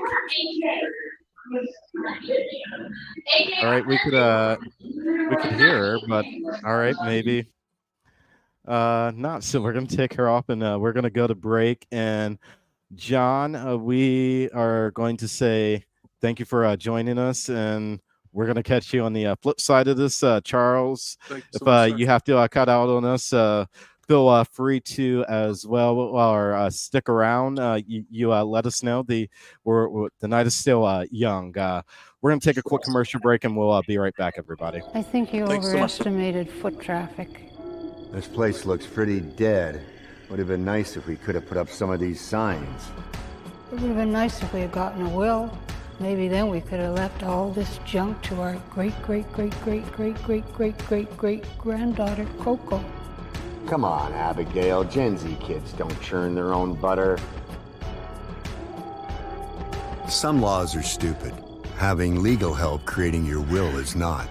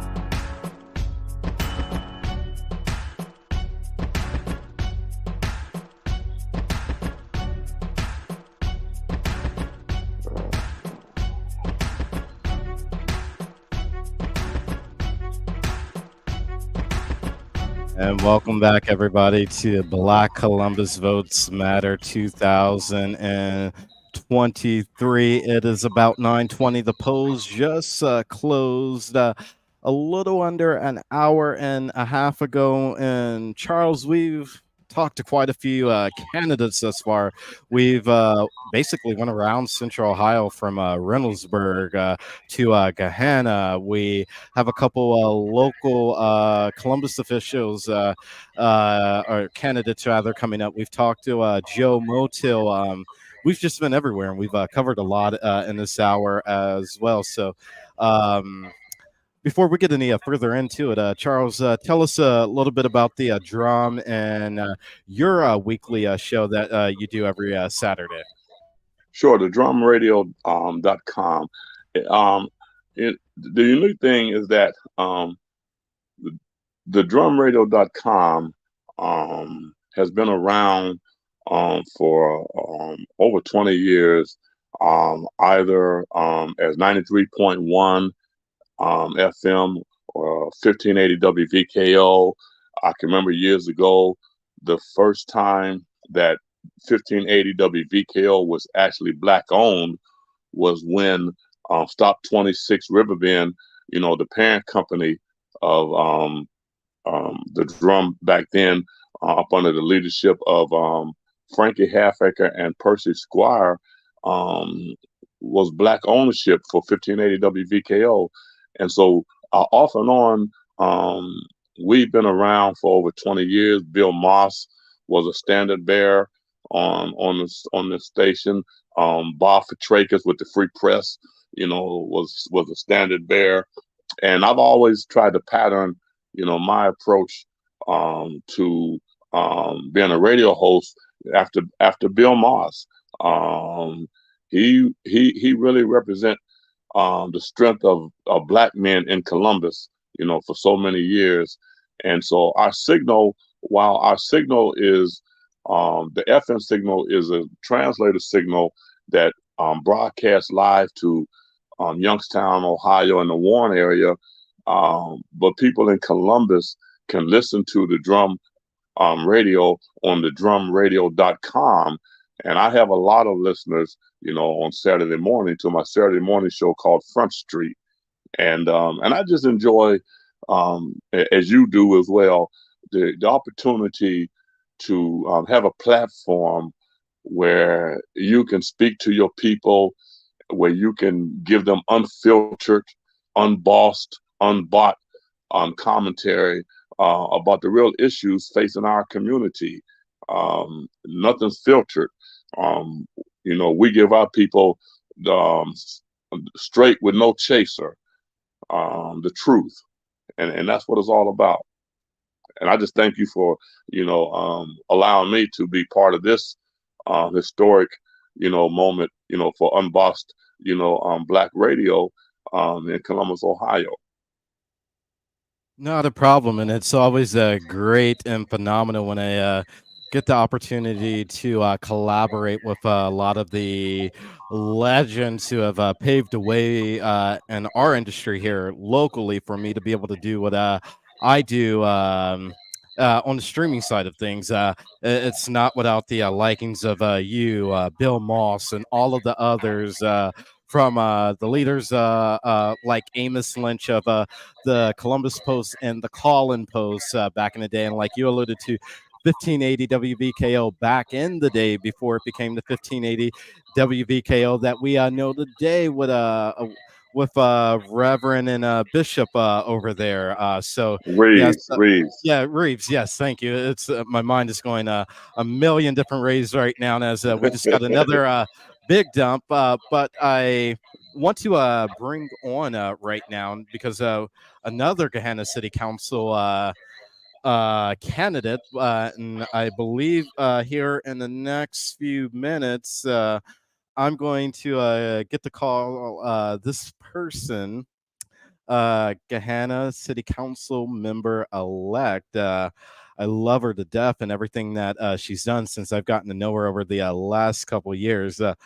Before I bring her on, I when I found out she was running, I was like jacked out of my mind because never for a million years did I expect to see her on the ballot. But when I did, I was like, I'm happy it's her. Out of all of us, I said, I'm happy it's her.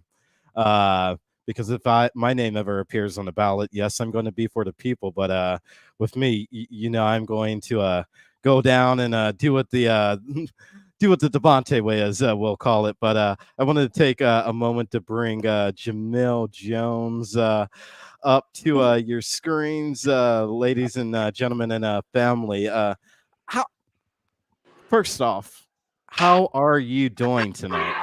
I am doing good, and sorry, I'm at a Gehenna watch party, so it's loud and interruptions, but doing well, doing good, feeling excited. Yeah, as you should be. So, how's the family doing, and how did they, after all of this is said and done, how not only how are they doing, but what did they expect when you came in and said, "All right, I want to run and I want to get in this political game to continue to affect Yeah. more change?" Because what I failed to mention earlier in that intro to you is you were on a phenomenal organization for the little ones, and Mhm. it's all about teaching them activism the right way, and it's called Pint Size Protesters, and you and your team do a phenomenal job with that. So I want to first say thank you with that. But how's the Yeah. family feeling about all of this now? I think we're all excited. I mean, it was as we were going into this journey, I think there was a little bit of apprehension because, running a campaign is hard. And, especially in this day and age, you never know how much scrutiny you're going to get and how much your family is going to get thrown into it. But ultimately, I made the final decision to run because my mom, my daughter, and my husband were like, absolutely, you should. I think they believed in me more in this journey in the beginning than I even did in myself. And here we are. Yeah. Wow, amazing. So I wouldn't be a journalist if I didn't make a couple calls. So made a couple calls to the city clerk's office, and then the question that I asked. Turns out nobody has ever thought to ask this question, so they sent me over to the city council office, and they were like, well, no, but yeah, I'm like, it's not very rare that we get questions like this." And so the question that I asked is, would you be the and they're still working on determining what the answer and the proper terminology Yeah. around all of this is would you be the first elected African American city council woman of Gehenna once you are elected? I wanted to know the terminology Yeah. around that because there's been Right. some appointments and things like that, and they're still working on the answer for me. And then I had Yeah. to ask the second question to them that stumped them, and and that question was, would you be the youngest person ever elected to Gehenna City Council? And that stopped Oh, them too, and yeah. they were like, we've never like thought about that." So Yeah. So, and I'm glad you asked both of these questions, particularly about for being the first Black woman, because when I started to run, I was like, okay, what's my niche, what's my thing, and it is hard information to find. And actually, what I had to do, I will not be the first Black woman. I believe the second. But how I had to find out is go to City Hall and look at the pictures on the wall, to be honest. And so I believe that I am the second Black woman, not the youngest. There is currently a couple of folks on council now who are a little younger. So I just turned 41, so I believe they're mid 30s. But I am right now will be and our city attorney, Priya Tamilarison, just won for city attorney. So we will be the only diversity in our city leadership, which is really one of the reasons that I ran. Gehenna is a diverse community, but it's not reflected anywhere in our city leadership, school board, city administration, city council. And I felt it was really important that we have that representation. And so yeah, I am that now. I am representation on council. And that's what matters the most. Before we let you go, I want to let Charles here get the final question in. Charles, any final thoughts or comments? Oh, sure. I asked her the same question that I asked um, candidate Brown. However the election goes, this evening, you're already a success. Yeah. There is success in the fact that one, you run a successful campaign, Hmm. and two, that you are a very successful, person in the community. The work that you've been doing in the Gahanna community, because a lot of times, Jamel, we see people run for office, and if they don't, you know, um, you know, get the voters, um, if the voters don't vote them in, they Yeah. tend to go away. Right. And I just want to ask you a question. Um, the work that you've been doing in Gahanna, Hmm. will it continue regardless of the outcome of the election? Yeah, absolutely. Jamil, before you answer Yeah. that question, I just want to inform all of our viewers tonight that for the first time ever, Ohio will become and join the other 23 states across the United States as legalizing marijuana, and the state will discuss more of that on the flip side of this as coverage continues. But I want to get back to Jamel and letting her answering that Yeah. question that Charles just asked. Yeah, I think it's really important that this campaign for me wasn't about politics and a stepping stone into something else. It really is about giving back to a community that I love and that I made the choice to move my family here because of what it had to offer. I have served the community in a lot of different ways. I will continue to do that. If I, hadn't won, I would continue to do that. I'm not going to fade into obscurity because I believe that it takes each of us working together to make the world that we want. And you do that whether you have the title or you're elected or not. So, I'm glad to now have a platform to be a little bit more influential. But the work I will do will always happen, notoriety or not, whether someone notices or not, whether I get famous for it or whatever. I just do what I believe I was born to do, and that is to serve the community. So All right, thank you. We're going to let you get back into that thanks. victory party because I'm hearing more Yeah, I'm cheers like, I coming don't know what out of the happened, but room. thank Right, you. right. Congratulations, Thank and we'll you. catch up with you here in a Absolutely. few. Continue to celebrate. All right.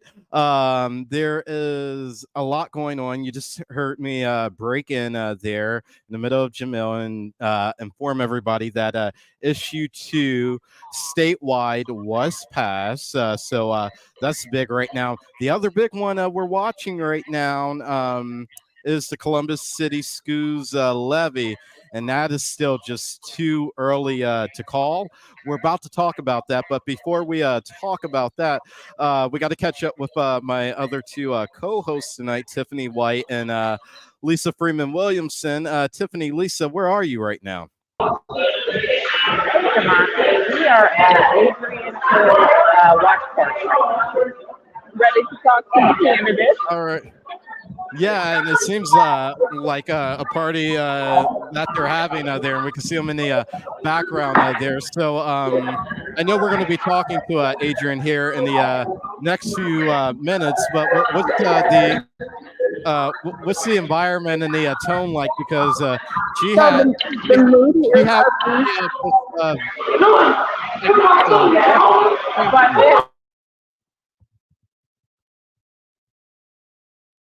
All right, I think we lost them, so we will come back to them. I was trying to speak with them to get to figure out what the tone and the environment was like, because that District 4 race here in these last couple weeks got a little I don't want to say ugly, but Emmanuel and his people they pulled out the gloves just like the Andy Ginther campaign did. So while we're allowing them to get situated. Let's talk a little bit about, and I'm sure you're ready to have this conversation, Charles, Yes, sir. about this infamous issue 11. And I can't think of anybody better to join us when it comes to this conversation right now. But before we bring this guest up, what I want to do is this is the current results. So only 41% of the vote is in, everybody. So win, lose, or draw. And whatever we may think about issue 11 and this tax levy, it was sort of where damned if we do, damned if we don't. That's a simple way to put it. So with that being said, I want to bring on the CEO of a Delphi bank, the only I don't think people heard us. The only black owned, yes, the only black owned. You see me? It doesn't get no darker than this. The only black owned bank in our state, the CEO of a Delphi bank, and that is Jordan Miller. He is also serves on the finance committee for the Columbus Board of Education for well over 10 years. How are you doing tonight, Mr. Miller? I'm doing great. Thank you. Can you hear me okay? Yes. Okay. We could hear you. So me and you, we've dialogued a lot about this issue 11. So I'm going to let Charles take it away and have the first question tonight when it comes to all of this, because this has just been one of the biggest topics of conversation when it comes to this election. Sure. With regard to the school levy, everyone that I know supports, the schools. I support the schools. I work in schools, and but I'm also a homeowner, and I also have to balance my support for the school system with do I want to continue to be the scapegoat for financing, schools, when the Supreme Court in Ohio has ruled at least 4 times that the method of funding schools in Ohio is unconstitutional. However, none of the school districts, and particularly the big 6 school districts in Ohio, to my knowledge, has ever filed a class action lawsuit against the governor and the legislatures to compel them to enforce the law that the Ohio Supreme Court, said in their ruling, that they have to fix the method of funding. To put it back on the backs of property owners is not fair. And then when you have school systems who get levy after levy passed, but you don't see the money, being spent, very wisely, you wonder if they're being good stewards over the money, or, and so as a homeowner and a property owner, it's not that easy to just make a decision to raise my property taxes, simply because somebody feels it's a good time to put a levy on. Yeah, I don't disagree with what you just said.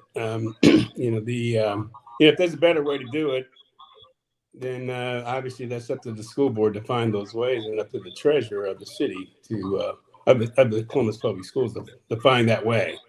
I haven't heard that, but I think that there are a number of issues here. I mean, obviously, nobody wants to pay more. I mean, taxes are going up, our property values are being increased. Interest rates are high. It is not a good time to pay more. It is never, ever, ever a good time to pay more for anything, really. But I mean, you have to believe in the system. You have to believe that we have the right superintendent in place. Finally, we have to give her the confidence and trust that our kids that were sitting through that school, that she can get this thing turned around and we can get this job done. They do need the finance, and I'm aware of the finances, but I have to go with the leadership. And I'm a public school graduate. I went to school here, they were never the best schools. I mean, we have never had the best school system. I mean, you can, I don't know how you turn that whole thing around. I'm not an educator, and I'm not into, and I'm not ever been a teacher or instructor, and I've been in and out of the public schools a lot. But I'll say that I know many of my friends and colleagues. We came through this public school system, and we got out okay. Not all of us, but many of us did. I'm hoping that more of us will be able to do the same. And I think we got to give the new superintendent the opportunity. I know that there's some people that are disgusted with the board and that kind of thing. All I can do is vote for board members that are on the election. I think if we want to run other candidates from a leadership standpoint and get the right leadership on the board, if that's our issue, then I mean, let's get it done. But right now, I know this is a toss-up. I don't know what the results are going to be. I've been looking at it all night since I've been in. I got in from Virginia earlier today around 7, and that vote hasn't really moved. So it looks like we're still stuck right here. So yeah, way it's too early still to call. too early to call. But I'm glad you brought that up. One of the things I'm taking a look at, and I want to get your both of your thoughts on it is. Look at all that green in that inner loop of 670 right there. That says a lot, because that's predominantly where all the Columbus City schools are. But then look at the red on the outer belt. That's interesting as well for a lot of the opposition that was launched against this levy from the NAACP coming out against this, to a couple of the church groups coming out, black church groups that is coming out against it, and a variety of other groups as well in the black community. Even though this is too early to call or to even begin to analyze this map, I have to do it, and I have to question it this early on with the 41% we do have in. Did any of that? What did that do? Well, first of all, the levy passing or not passing has nothing to do with Angela Chapman. Angela Chapman, is the new superintendent, and she came aboard, during this period of time where there was already discussion about putting a levy, on the ballot. So it's really not about, you voting for Angela Chapman if you support the levy, or you voting against her if you don't support the levy. I think it has more to do with the history of, the school system being good stewards over levy dollars that has been passed, over the years. And when you're still looking at school buildings that don't have air conditioning, when there was levies passed, years ago that was supposed to address those issues. I think that's what, comes to mind for a lot of folks, is that they don't see those levy dollars, reaching the classrooms. Yeah, and I believe that it's a fairly accurate statement. I mean, obviously, it's hard to know what goes on inside, and if you don't have good public reporting, and if you don't reach out to your community and talk to them about what the things that you're doing, it's very similar right now. I mean, look at Biden's numbers. It's very similar. Most people think he's a pretty good guy and done a halfway decent job, but he's polling awful. So, I mean, I think in this case, our public schools haven't gotten any better, but they've coasted along, and it's been some very, very challenging decisions for them. I brought up Angela Chapman because I believe that we have to support her. And if we don't support her with this levy, then she's just going to be an administrator that's going to have to make a bunch of cuts. That's what I'm concerned with, handing her. And I don't know that I don't necessarily believe that the public is coming out against her, but I think that's the issue that I have. Well, then, Mr. Miller, unfortunately, when the school system announced that they're putting a levy on, I think it was days later, where the report came out, the school report card came out, and it showed that in the key areas of performance, that the largest school district in Ohio was, at D's and F's, and so it becomes real difficult, to put your support behind what has been portrayed as a failing system. I don't necessarily believe that Columbus Public Schools is a failing system, but I wonder why that school report card came out just days after the announcement of the levy, because I think it did a lot of damage. Yeah, and the numbers are the numbers, right? Gentlemen, excuse me, before we get any further into that, I don't mean to interrupt our conversation, but I want to let our viewers and listeners know that issue 1 will pass at the end of this night. Issue 1 will pass. So not only will issue 1 pass, a woman's right for choice, but issue 2, the legalization of recreational marijuana here in the state of Ohio, will pass as well. So those were 2 big statewide races that we were taking a look at, along with the other 27 races we're carefully watching here and discussing and talking with candidates and things about tonight on the blackest of all black election shows going on right now. And so, Mr. Miller, sorry about that. Take it away. You lost my train of thought, man. I'm just an old man, but yeah. I think we were responding to what some things about the so since to kind of help bring your train of thought back, Tina Lee in the comments, Tiana Lee rather, in the comments is saying that and commenting that you have to know how Ohio schools are funded. There's currently a lawsuit going on right now against the Constitution and how the public schools are funded. She further goes on to state that Columbus City schools have been operating in a deficit, as you'll probably tell us, for over 7 years. Most schools come back every 4 years, and we came back in 7. And she finishes up with that and commenting on the comments that Charles was just making in regards to the report card, that charter schools only go to 8th grade, and then where do those children return? But to Columbus City schools. Mr. Miller, your comments? Yeah, well, we do have a lot of issues fighting against public school students. I mean, so most of the schools are funded by property taxes, but a large percentage, another big percentage, is from the state, and the state has been reducing the amount that they pay in urban areas for years. So the last several years, that part of the state funding to the public school systems has been reduced in the largest districts, in the big C's, and so that's putting a further strain on it. But the reason they didn't come back with the levy every 4 years like they thought was that would have been put in the middle of COVID. So, they were reviewing a levy a couple years ago, and, just never a good time. And so is it a better time today? I say no, it's not better today than it was then, and it probably won't be better the next time. The next time will be even more expensive.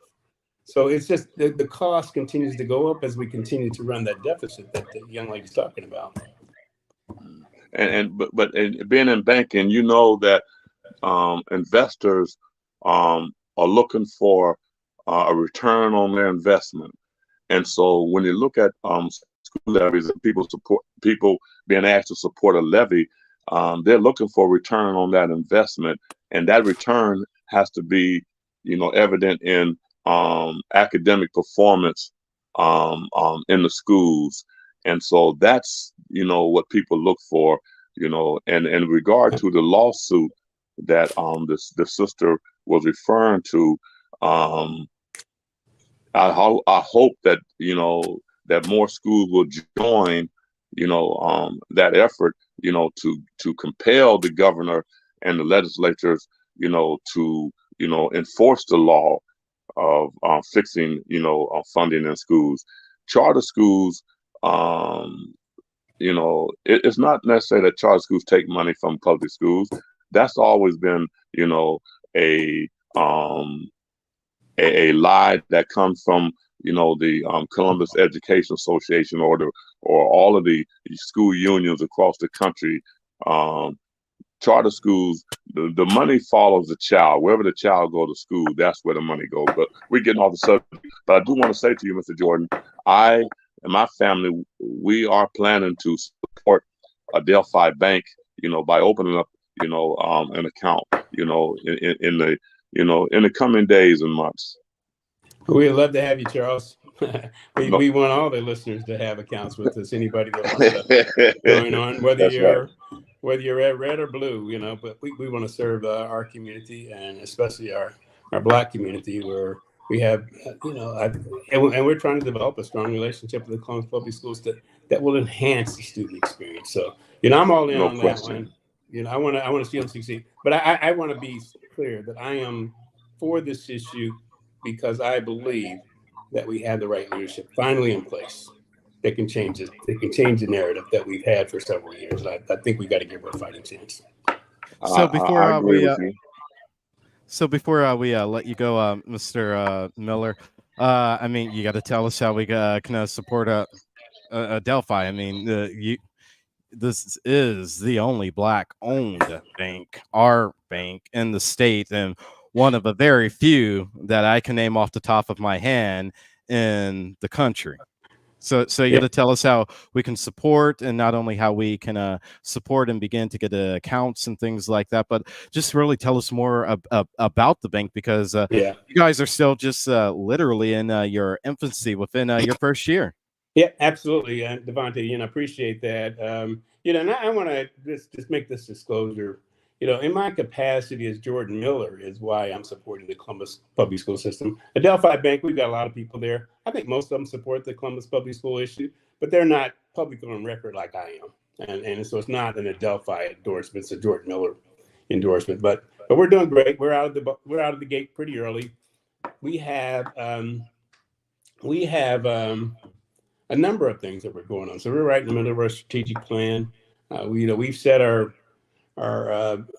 mission is to create wealth in the Black community. So empower our community to build wealth. That's what we do. We empower them to build wealth. We've got a strong vision around that, and then we've got strong strategies around how we do that. So we're coming out in the market. Banking's a tough business. It's especially tough this year with the failures that we've had. But we want customers just to come in and meet us. We got no particular ask of anybody. If you need something, or you want to talk about something, the only way we know is we can have that conversation one-on-one. We love deposits. I can tell you that we've got some decent deposit products. We love to make loans. I mean, banks love to make loans, and we like to do both of those things. We've got a effort around a transportation initiative that we're doing. We know that our folks need transportation, and sometimes when we go to the car dealerships, we don't get a fair shake. So we want to be able to finance those valuable vehicles for those folks that they can get a decent rate. And hopefully we've got education programs that we're working on that we can help folks with. But I mean, we're just like any other bank, except we're Black owned, and we make decisions right there on 800 East Long Street. That's where our decisions are made. I don't got to go to New York. I don't got to go to Cincinnati. I don't got to go downtown. We make the decisions right there. If we can help you, that's what we want to try to do. Now, everybody might need a little bit of babysitting and a little care, tender loving care to get right. And we want to help you get that way so that we can help you. But that's in a nutshell where Delphi is. We got a great team of people, experienced bankers from all across Central Ohio and beyond. We got a great board. They're behind us. They're well known in our community. They give us good guidance and keep us grounded. But in order for us to be successful, we need customers. Yes, sorry about that. We're piecing together right now to make a move to continue talking about the levy because right now they're at a big watch party, and I'm communicating back and forth with board vice president Christina Vera and a board member Dr. Tina Pierce, who actually just won re-election. So everybody, all eyes is on this levy right now, and how it's still like too close to call, even though 74% of the precincts are reporting. I'm over here looking, and it's like everybody's texting back Tell and me forth. what the numbers are. What are the numbers? Right Here, now? I'll let's pull them up because the big vote just came in. It's even closer than what we were just seeing a few moments ago. So there are 67,180 votes that have been cast and reporting thus far for the levy in favor of it, and 53,196 votes that have been reported and cast thus far against the levy. So 55 for, 44 against. So it's like literally still too close to call. So there's like a lot of moving pieces. Mr. Miller, thank you for joining us. Unbossed will be sitting down and not only talking with you on a more longer detailed road about Black-owned banking and Black-owned economics over the next several weeks. But we're going to see what we could do to further a partnership and working together and collaboration and community to help our Black community understand the importance of banking, not only with a real bank, but banking with our own bank, because for so long we didn't have our own bank. Our own banks was, as my grandma used to say, one of two things. And this is a Black show, everybody. As grandma used to put it, she used to say Titty National Bank, or the bank up under her mattress. So hey, and that did her well, but she also understood that there needed to be a real bank. So thank you for joining us, Mr. Miller. Okay, we'll Devontae. talk to you in a few. Charles, nice chatting with you. We'll catch up. All right. Same here. All right. So a lot of moving pieces. We have Tiffany and Lisa, who I need to get to. We have a lot of folk in our green room, Charles. But I'm not going to go to Tiffany and Lisa just yet, because I'm expecting another big pool of results to pour in here in the next 5 minutes at 10 o'clock, as they always do around this time.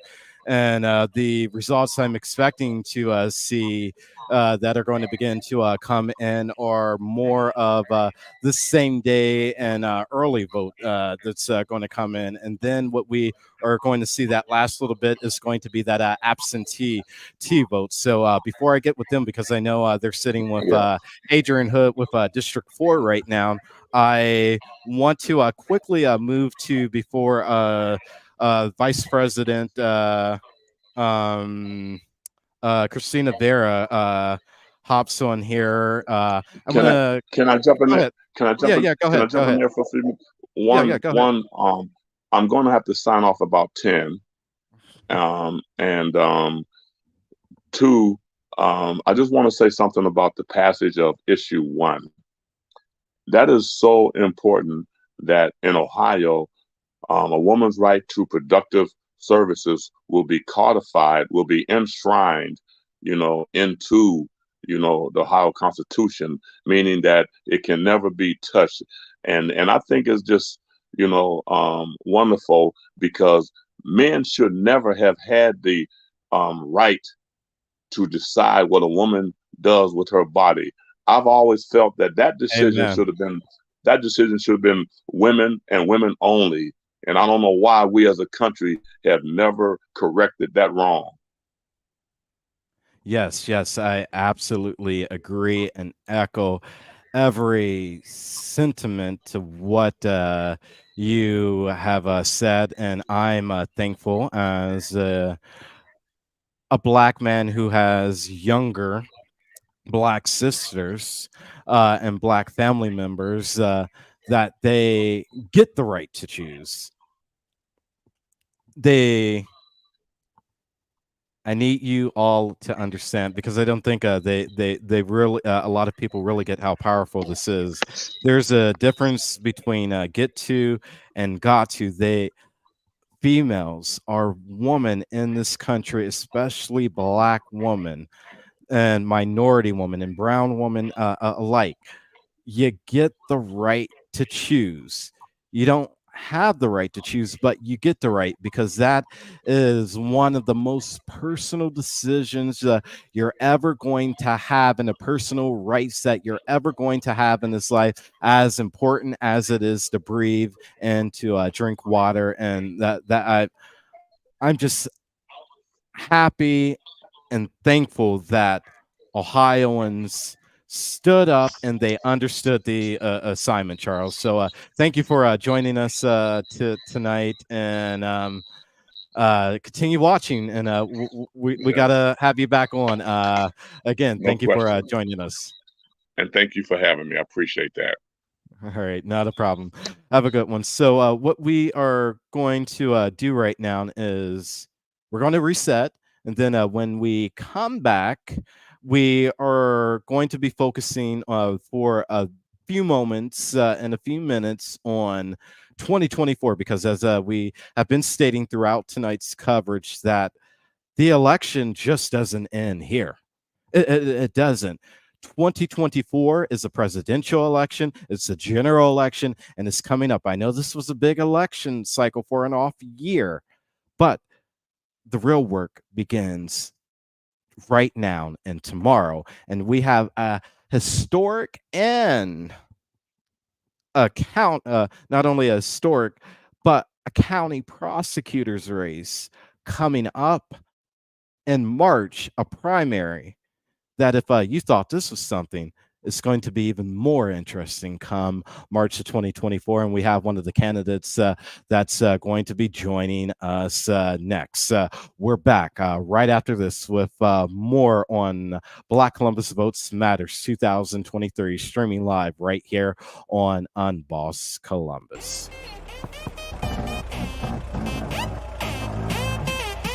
Mind turning that down? You know, I pulled you over. You got animals riding in the back unbuckled, buddy. Consider this a warning. Drive safe.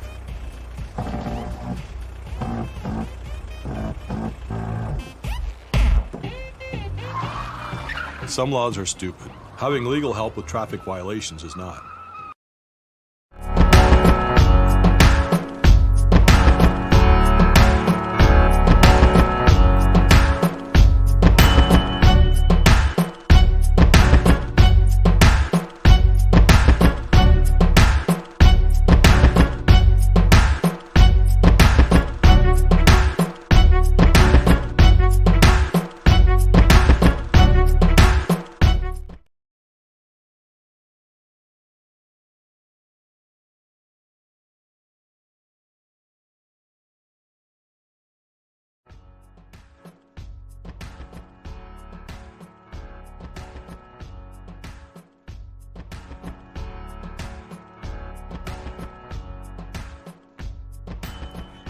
Welcome back, everybody, to Black Columbus Votes Matter 2023, streaming live right here on Unboss Columbus. Wow, it's been an amazing night. We've talked to a bunch of people. We've had a lot of people joining us, giving analysis and commentary on this historic night and this historic election.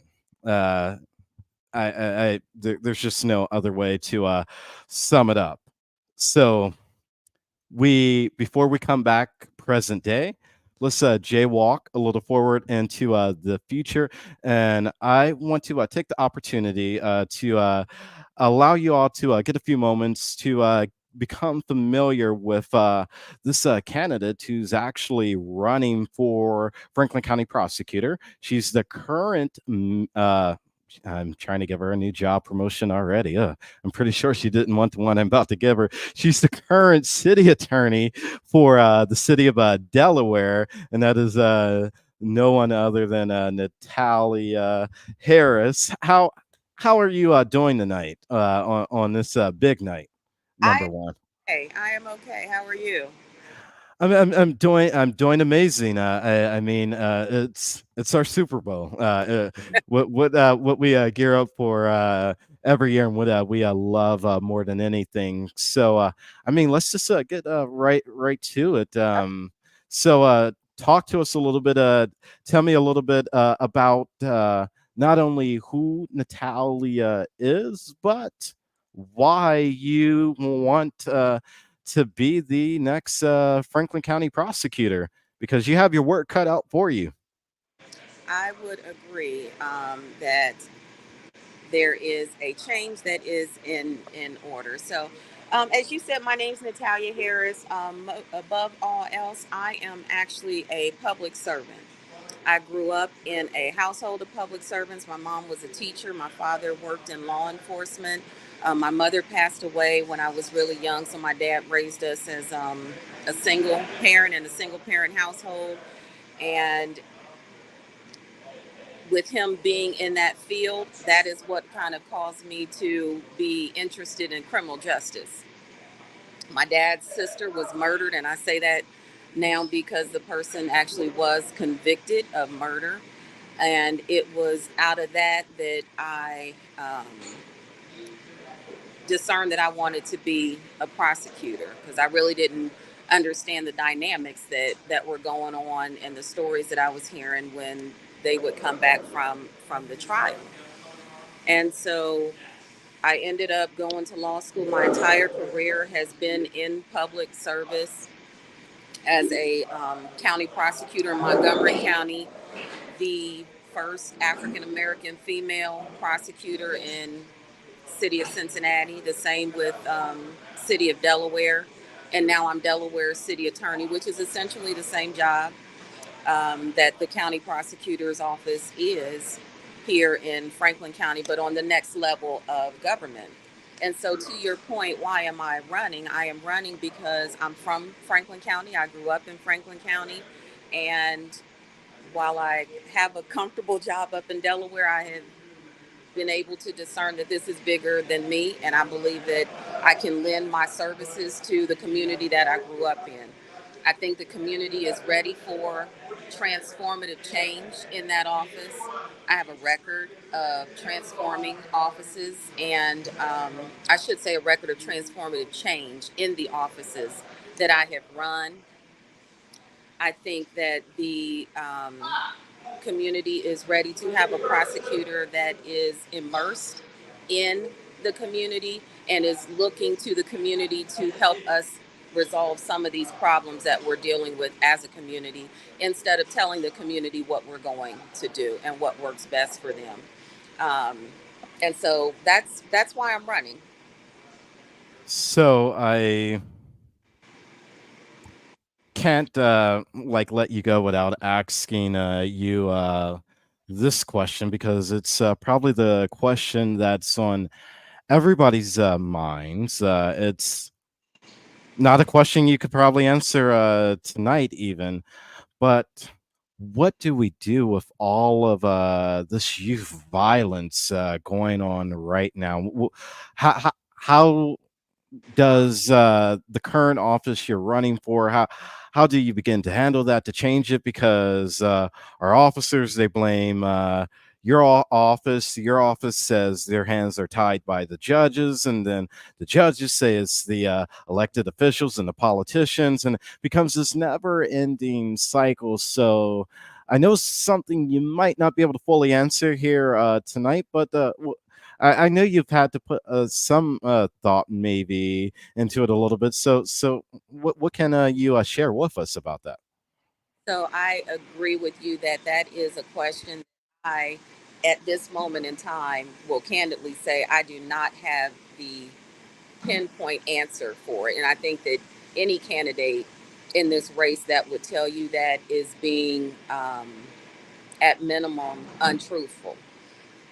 If there was a silver bullet solution to it, then it would be, hopefully they would be applying it right now. And if they weren't, then that would be a independent question in and of itself.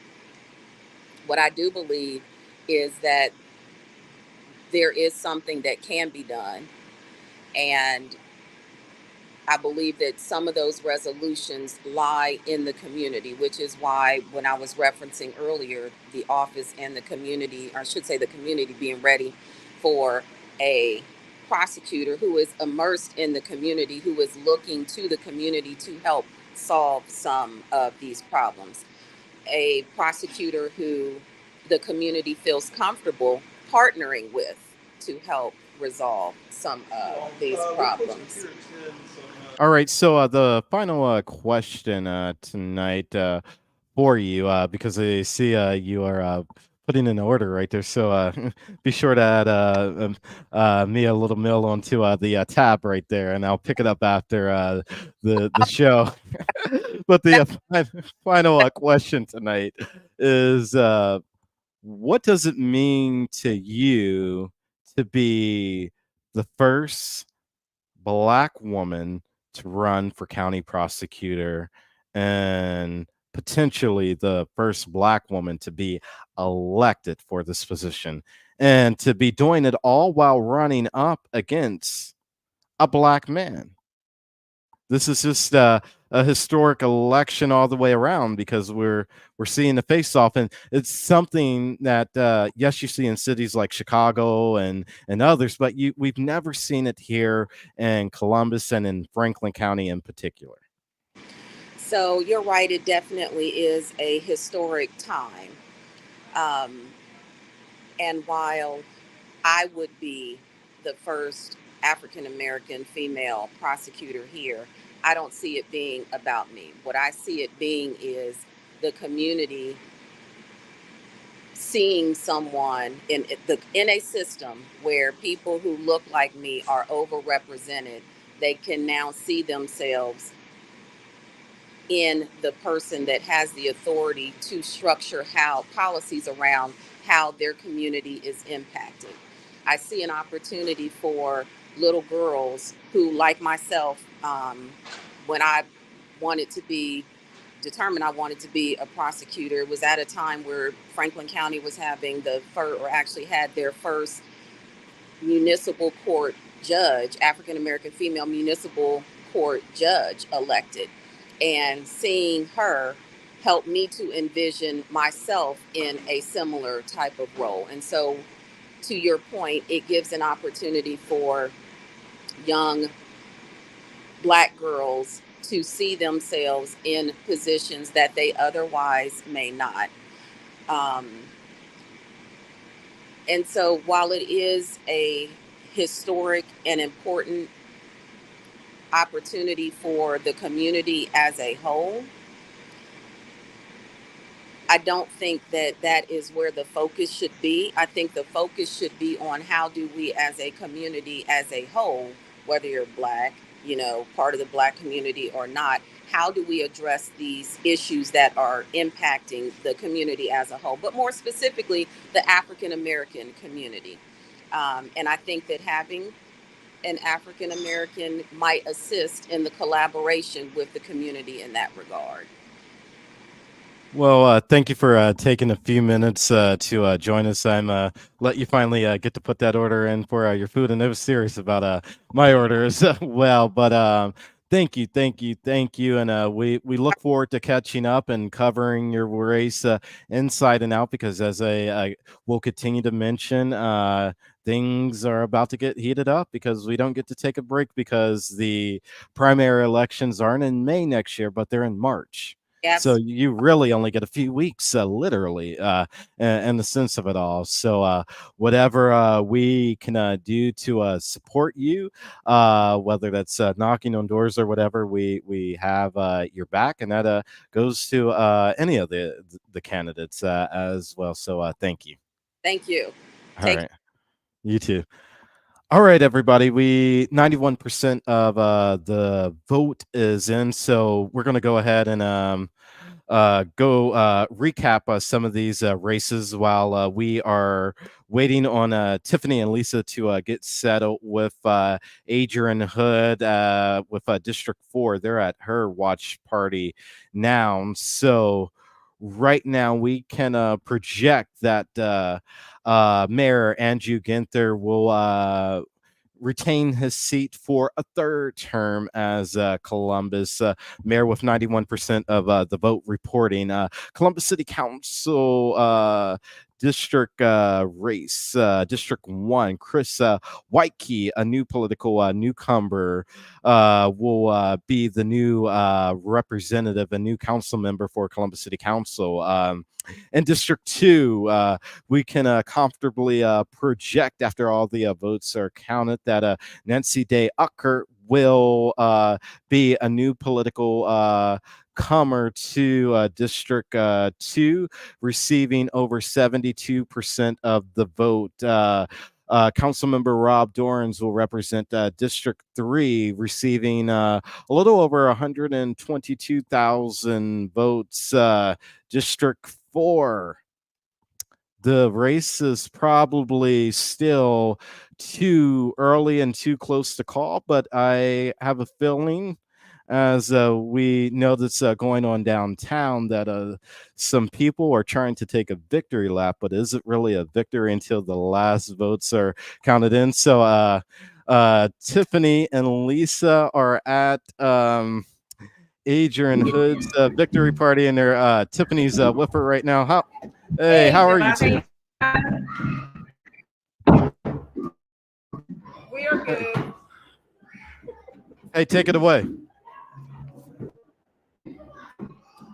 So we are here with candidate Adrian Hood.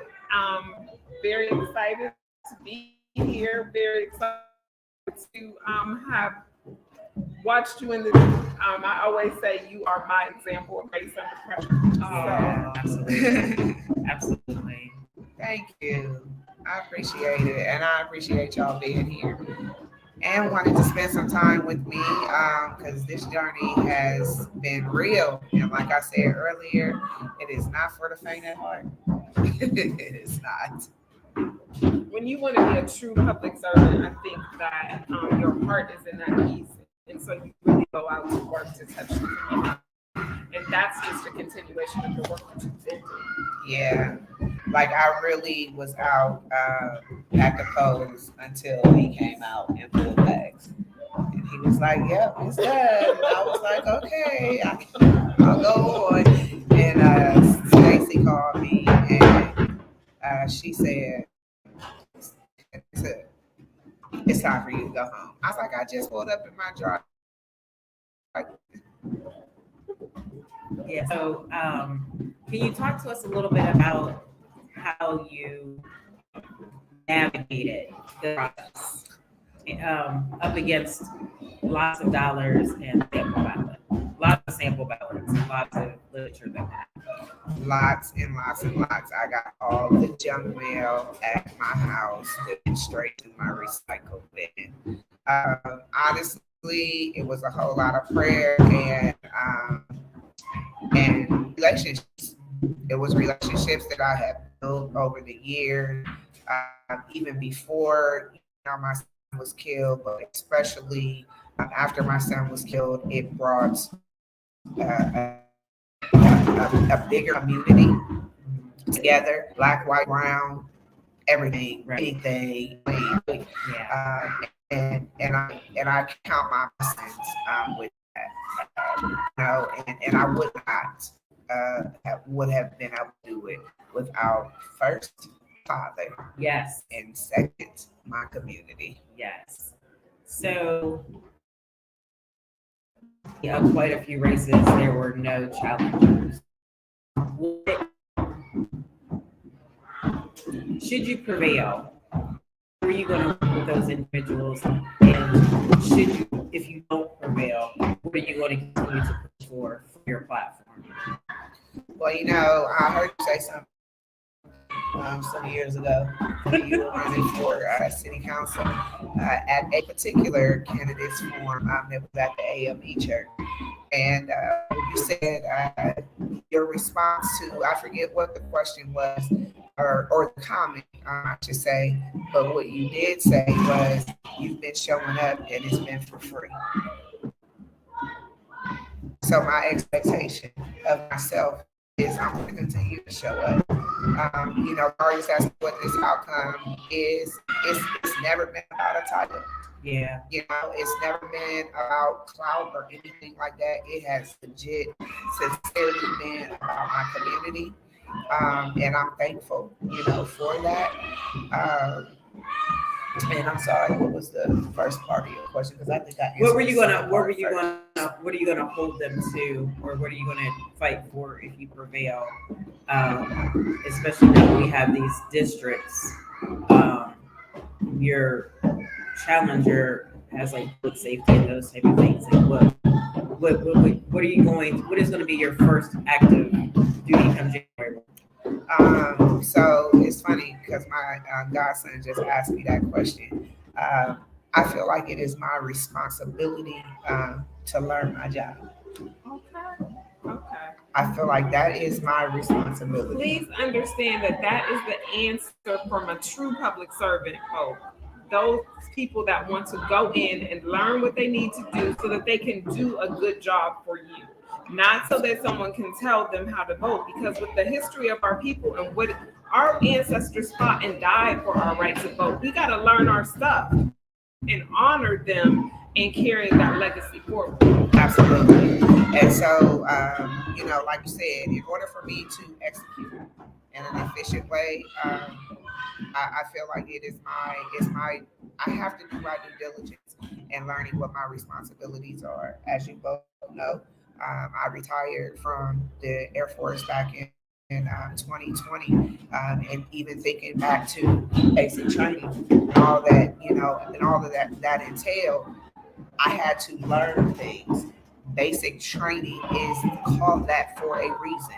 You condition your body to run, to have endurance. You condition yourself mentally, physically, emotionally. We do training as far as learning how to shoot our weapon, properly handle our weapon, and things of that nature. So the expectation, no matter where you are in life, should be your training and learning what you need to learn. Absolutely. And, you know, and I think that in many ways, we have lacked in that. Definitely, you know, there's many reasons as to why that has happened with our community, but knowledge is power. Knowledge is power. And I think one of the things that we don't understand is there's two different kinds of power. There is money power and there's people power, and we have more people. The vote is the great equalizer. No matter how many zeros are in your bank account, you get one vote. So we need to mobilize our folk, get out there and vote our best interest, not what someone else says our best interest is, but what we know is going to benefit us and our community. Yes. And move from personhood to peoplehood. Oh boy. Listen, when people were asking me or saying, "Oh my God, you're going to go up against the party," you know, Ms. Hood, you're going to need at least $250,000 to run a good race in the city of Columbus, and I'm like, honestly, I didn't even know how much city council members even make, because it was never about that, right? But I said, while you think that that's what I need, you underestimate the currency of the people. Yeah, absolutely. Exactly. Now I can attest to that. Currency of the people. Relationships are Everything. They're key. They're important. I can't tell you how many people, you know, even in these last few weeks of early voting, they did not know that there were other Democrats that were, you know, on the ballot, not the slate card, but on the actual ballot. People did not know. And when they knew, some felt deceived. Exactly. I had a lady that actually got into a heated conversation inside the voting when she went in to vote, not really understanding that, you know, that was a slate card. She was like, "No, you're being deceptive." She came out, she said, "I told them they were being deceptive." And I was like, okay, let me take this time. So there's a screening, yes. You know, there's endorsements that come out of that screening and whatnot, but to her, she still felt deceived. Right. And so as would the majority of voters. Yeah. As do the majority of voters when they find out how that machine works. Yeah. And so I told her, I said, now that you know, tell somebody. You have a responsibility to tell someone. I said it while you're at it. Let them know that I'm right. Yes. I said 10, 10, 10, tell a friend. You tell 10 friends, they tell 10. Word of mouth. Relational organizing, you Yes. telling your circle of influence and then folks telling theirs, that is what has propelled the civil rights movement, and we need to get back to that. That's what propelled our Facebook first is You're wonderful, and so is American. brand, but you're you need to talk to absolutely your right, friends, their Lisa. circle of influence. You're absolutely right. I want to say So, Devontae, do you congratulations. have We're anything for candidate Hood? Any No, I don't. questions? Other than congratulations. The votes are still coming in. Like literally, they're like pouring in like crazy right now. I'm now looking at the school district levy race, and right now, and I'm also looking at the school board members race because a lot of historic firsts is happening right now. So, I mean, I love you. Uh, I'm there for you. And there's a message waiting for But you on I the will other say, side. all of your On the neighbors. other side of this, but we're gonna move right on the along because we got a jam-packed green room right now with people actually from all across the state. So we'll see you two in just a second here. All right, everybody. That was Adrian Hood, who is running for Columbus City Council in District 4 right now, and that is predominantly the Linden area. So, a lot of crazy things going on. You just heard me talking about the school board and the school levy, and we actually just spent like at least 25 minutes or so having an in-depth discussion about it with some of our panelists and things like that. So this is a big night. So the Columbus School levy did pass, and with it passing, we're going to bring multiple of these conversations together to play at once. I'm about to bring two new political newcomers. They have just been elected to the biggest school board in the state of Ohio, one of the largest in the country. One is the youngest ever to sit on the to be elected to the Columbus School Board. I remember when he first declared that he was going to be running, and when he said it, I was like jacked out of my mind, and I loved it. He kind of reminded me of myself, and I was like, "All right, you can do this." And we also have another board member elect, and so we have board member elect Sarah Ingalls that we're bringing onto the show right now, and we have a board member elect Brandon Sims. So first off, you two, let's get first things first out the way. Congratulations. Let's get that out the way to the two of you first. Thank you. I know it's an emotional night because this was a tough battle in a lot of ways because you had the levy and like what if you got all the what if questions, what if it failed and you got elected, like a lot of tough things, but you don't have to have those tough conversations. So I want to go to Sarah first because ladies first. This is even a bigger night given everything that's going on with the election because on top of the levy passing, you getting elected, issue 1 passed as well. So like what's going on right now with everything and with you, because this is a huge moment for you. Oh my goodness, it is so huge. Issue 1 passing and it being called so early in the evening is just so overwhelming. It's such a source of stress for me, for my friends, and as somebody who is at that age where I would like to have a family, it has been terrifying being in the state of Ohio and knowing that I could very well be in a hospital room and I could not get the health care that I need at any given point. And that is a very scary situation to be in. And I know that I am a person who would probably be in the best position or one of the best positions. But we have lots of low income folks in this community that would not be in that position, and that is very, very scary. So watching issue one, and then winning our own races, and then watching the levy come down before 10:30 at night is just emotionally overwhelming. So much of my campaign in the last 3 months has really been focused on the school levy, and not only trying to get the levy passed, but also just talking to the community and pushing our district to put out clear direction as far as what happens if the levy fails, what happens if the levy passes, how are we currently spending money, how do we plan to spend money if the levy passes, and just being really clear and intentional so that people can make those educated decisions. It has just been so much work. We've had so much support from folks in the community, from our board members, from labor, and there is a ton of work to do in this district for our students. But I am so excited to have the opportunity to take part in that.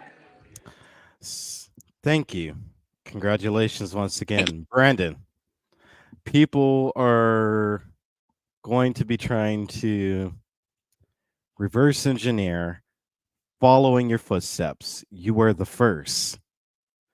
Not only the first, but I mean, you were the first on like so many levels with so many things tonight. So the first youngest person ever elected to the school board, the first ever not only youngest elected person to the school board of education, but also a graduate of the Columbus City School Board, and to do it as a Black young male. What does this mean to you and for you, and as you transcend into and begin to transition into the position? You're 18 or 19 now? I'm actually 22. Oh, 22. Sorry. My apologies. I only wish I could get back to that age. I only wish I could get back to it. My 30s are creeping up on me each and every single day. So talk to us a little bit into the viewing audience at 22. What made you want to say, all right, I want to get in this race, and not only am I going to get in it, I'm going to win, and we are going to bring about or evoke change and do something different in how the largest school district in the state is managed? Thank you. So I will say thank you so much for having me, and I'm definitely very excited, and it is a record to be broken. I hope that I'm not the youngest to be elected for the next 50 years. I hope that in 10 years or 4 years or 20 years, someone comes along who is younger than me and more impressive than me and is able to build the support required to get elected to the Columbus Board of Education. What this means for our district is that we have someone who knows what it's like every day to wake up, go to Columbus City School, walk into the classroom, see their not just their teachers, but their bus drivers, their custodians, overworked and undersupported. And it means we have someone who understands the challenges and the shoes that our students walk in every day. And I'm so enthusiastic about our district. I'm more enthusiastic about our district this last 2 weeks than I've ever been in my entire life. Issue 11 passing shows our community is with our students. They want to make investments in our schools. Issue 1 passing shows our state is rejecting extremists. And have issue 2 and the library levy 2 is just nice on top of it. But we are on the cusp of something big in Columbus City Schools. If we choose to harness it and rise to the occasion, we really can transform our district. A lot is possible in this district. Like you said, we're the largest district in the state, and we have just a phenomenal group of all of our staff are so dedicated to the district, and they're willing to move mountains and make sacrifice after sacrifice. And to have that already in place as a new board member coming into the process makes me feel really good. Awesome. So this question is to the both of you. What does day one look like when you take the oath of office in January at that first board meeting? What does day one look like after that board meeting? I would say for me, just a lot of listening, right? I want to listen more than I want to talk, especially in those first couple of months. Listen to our community, listen to what's important, what's not important, what our students need to be successful, what our other elected officials might need from the district or be able to help the district with. Just a lot of listening to understand what it's like, for our staff in the district, for our elementary kids, for our administrators, listening to my colleagues to get their perspectives, a lot of listening. Yeah, and I would echo Brandon, but I would also say day one officially doesn't mean that's when we have to start the work. The work really should have been started when we started our campaigns, and it was. And I think Brandon would agree with the sentiment that the board has been great at trying to get us involved already and bring us up to speed as much as we could or can. And we're going to continue to ask for more information and to seek that out. So before day one officially, I know both Brandon and I will be really building within the community and setting ourselves up so that we can take the ball and run with it. Awesome. So before I let you go, my final question, because this final 30 minutes is completely about education. We have a big guest that is taking time out, that is about to join us. I see Brandon. All right, there he goes. So The Wi-Fi's bad here. oh no problem. I totally understand. There was a lot of people that didn't want this for whatever reason. A lot of organizations spent money. How do you now bridge the gap and bridge the divide with organizations like the NAACP, who spent a lot of money and who came out and said, like, this is not only bad for our community, but bad for our students? Doesn't mean we don't want to work with you, but now how do you now move forward and begin to repair that relationship? Because it's no shock to anybody who has watched any of our outlets, as we've been reporting over the last year or two, that the the local NAACP hasn't been very happy with the Columbus City School Board, and they've been very vocal about it. So how do you begin to repair not just that relationship, but just the relationship with different sub pockets of communities as a whole? I'm glad you asked that. So I would say the work started tonight. I called the president of the NAACP before the polls even closed to say hello. And no matter what the outcome is, I was committed to partnering and working together with all organizations in our community. Our students can't afford for us adults and our elected officials to have too big of personalities. We have to come together. We have to put differences aside. We have to focus on what's best for our students. And we also have to embrace having difficult, hard, honest conversations in our community and among ourselves. We have a lot of work to do as adults in our district first before our students can really be successful. But yeah, that work started tonight, and before that I go to bed tonight, I'm gonna be calling her again to say hello, to talk about how we can partner and move together, and that includes all different organizations in our community. We're gonna have to build that work throughout these next couple of months. Sarah? Yeah, I think with the NAACP is a great partner of the district and is working on a lot of things with our district right now. And I think that there was a good challenge that came out of this, and we had some really tough and great conversations because many people in our community are struggling right now. That is true.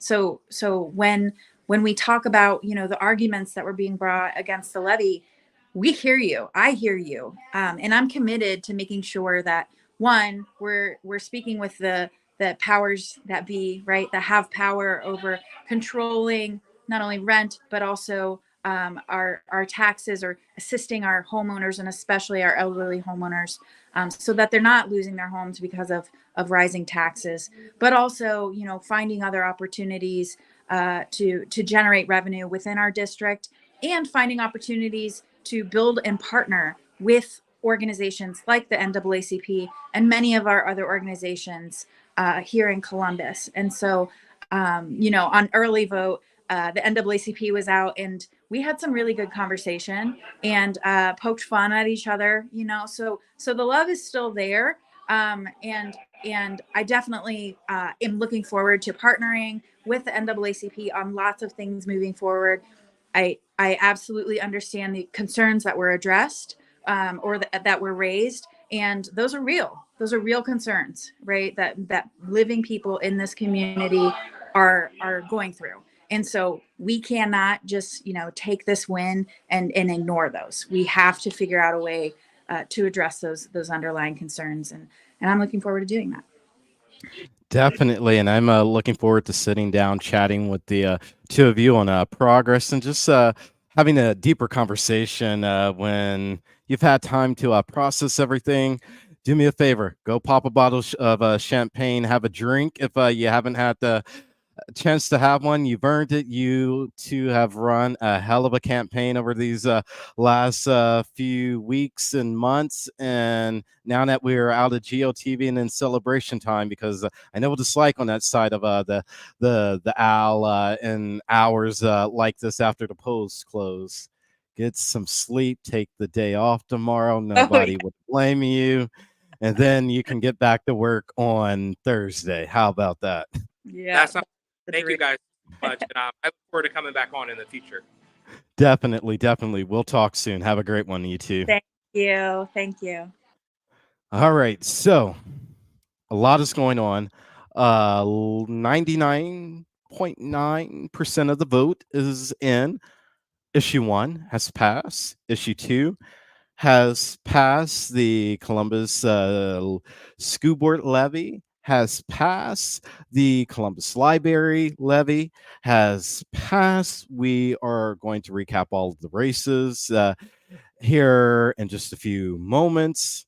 But first, in order to prepare for this next conversation, because I said it's all about education, and the fight for it, we're going to recap, or not recap, but rather reset and take a quick commercial break, pay some bills really quickly.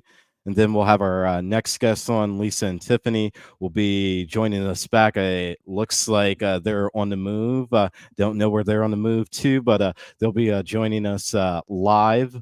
But before going to break, remember, nights like this are only possible by you supporting Black-owned media. You can support us by becoming a member today. You can become a member for of the Unbossed Fan Club for just $50 a year. That amounts down to $4.19 a day, cheaper than a cup of Starbucks coffee. No, I'm not drinking Starbucks coffee. No, I don't have Kvass or Henny in here either. I told y'all this is the blackest show ever, but I don't got any of that. I promise you, it's just Red Bull. It was coffee, but I had to lay off the caffeine and move to another caffeine about 30 minutes ago. But no, on the more serious note, 13 cents a day is like simply all we're asking for. So join the Unbossed Fan Club by going over to our website at www.unbossed.live, or by hitting us up on a Cash App. That's Cash.app. /$ Unbossed Fan Club, or Venmo.com /Unbossed Fan Club, or on PayPal at paypal.me /Unbossed Fan Club. Support Black-owned media so we could continue giving you more coverage like this. Thank you for sticking with us. Stay there, stay locked, stay loaded right here on Black Columbus Votes Matter 2023, streaming live right here on Unbossed Columbus. We're back right after this. I think you overestimated foot traffic. This place looks pretty dead. Would have been nice if we could have put up some of these signs. It would have been nice if we had gotten a will. Maybe then we could have left all this junk to our great-great-great-great-great-great-great-great-granddaughter, Coco. Come on, Abigail. Gen Z kids don't churn their own butter. Some laws are stupid. Having legal help creating your will is not.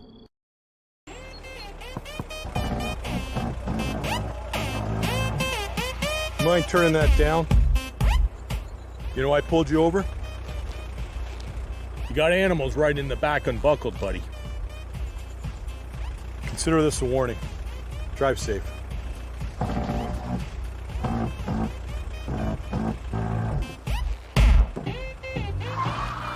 Some laws are stupid. Having legal help with traffic violations is not.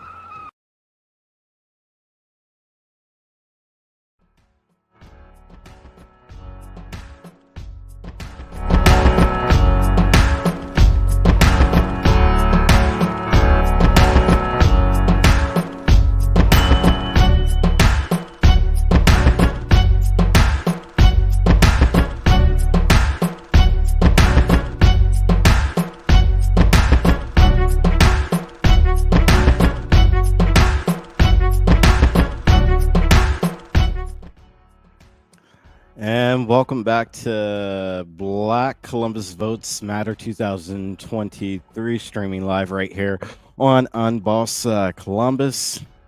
We've been on air with you now for almost 3 hours. When this started, the night, we didn't know what it was going to bring at 8 o'clock. We assumed we knew what it was going to bring, but we didn't know. We've seen some races where some candidates expected to win by a landslide, and now they are stuck in too close to call. There were some races that were expected to be too close to call or simply too early to call, and they've been called. There's other races that we won't know who wins until all the votes are finally counted in about 2 weeks or so. We'll recap all of that in a moment, but I'm actually looking forward to this next conversation, which ties into everything, and really just so honored to have this next guest on. I'm going to bring Lisa and Tiffany on board. Lisa, tell us a little bit about this next guest, because I'm excited that he's here in his capacity, and that we're about to have this conversation that we are. But before you introduce him, y'all have been on the move tonight, man. You got to unmute, Lisa. Okay, there we go. Yes, we have. We are currently on our way to the Board of Elections to see if we see any folk here. We are going to be talking to Ohio State Conference of the NAACP's president, Tom Roberts, and we're going to be talking about education. He wants his legacy to be that he is the education president. Here is our graphic of the bus, and you will see that our Black babies are at the back of the bus. And we know that there was a whole civil rights struggle for that not to be the case. So President Roberts, I'm going to let you take it from there. Well, thank you. And you guys be safe out there. Driving and talking, it's challenging. Thank you for allowing me to be on the program. This actually journey goes back to about 2016 or 17, when my predecessor, Civil Edwards McNabb, who was there in Columbus, began a dialogue with our national office. And then we began a dialogue with the Ohio Department of Education to challenge them on how we change the paradigm of education for our children.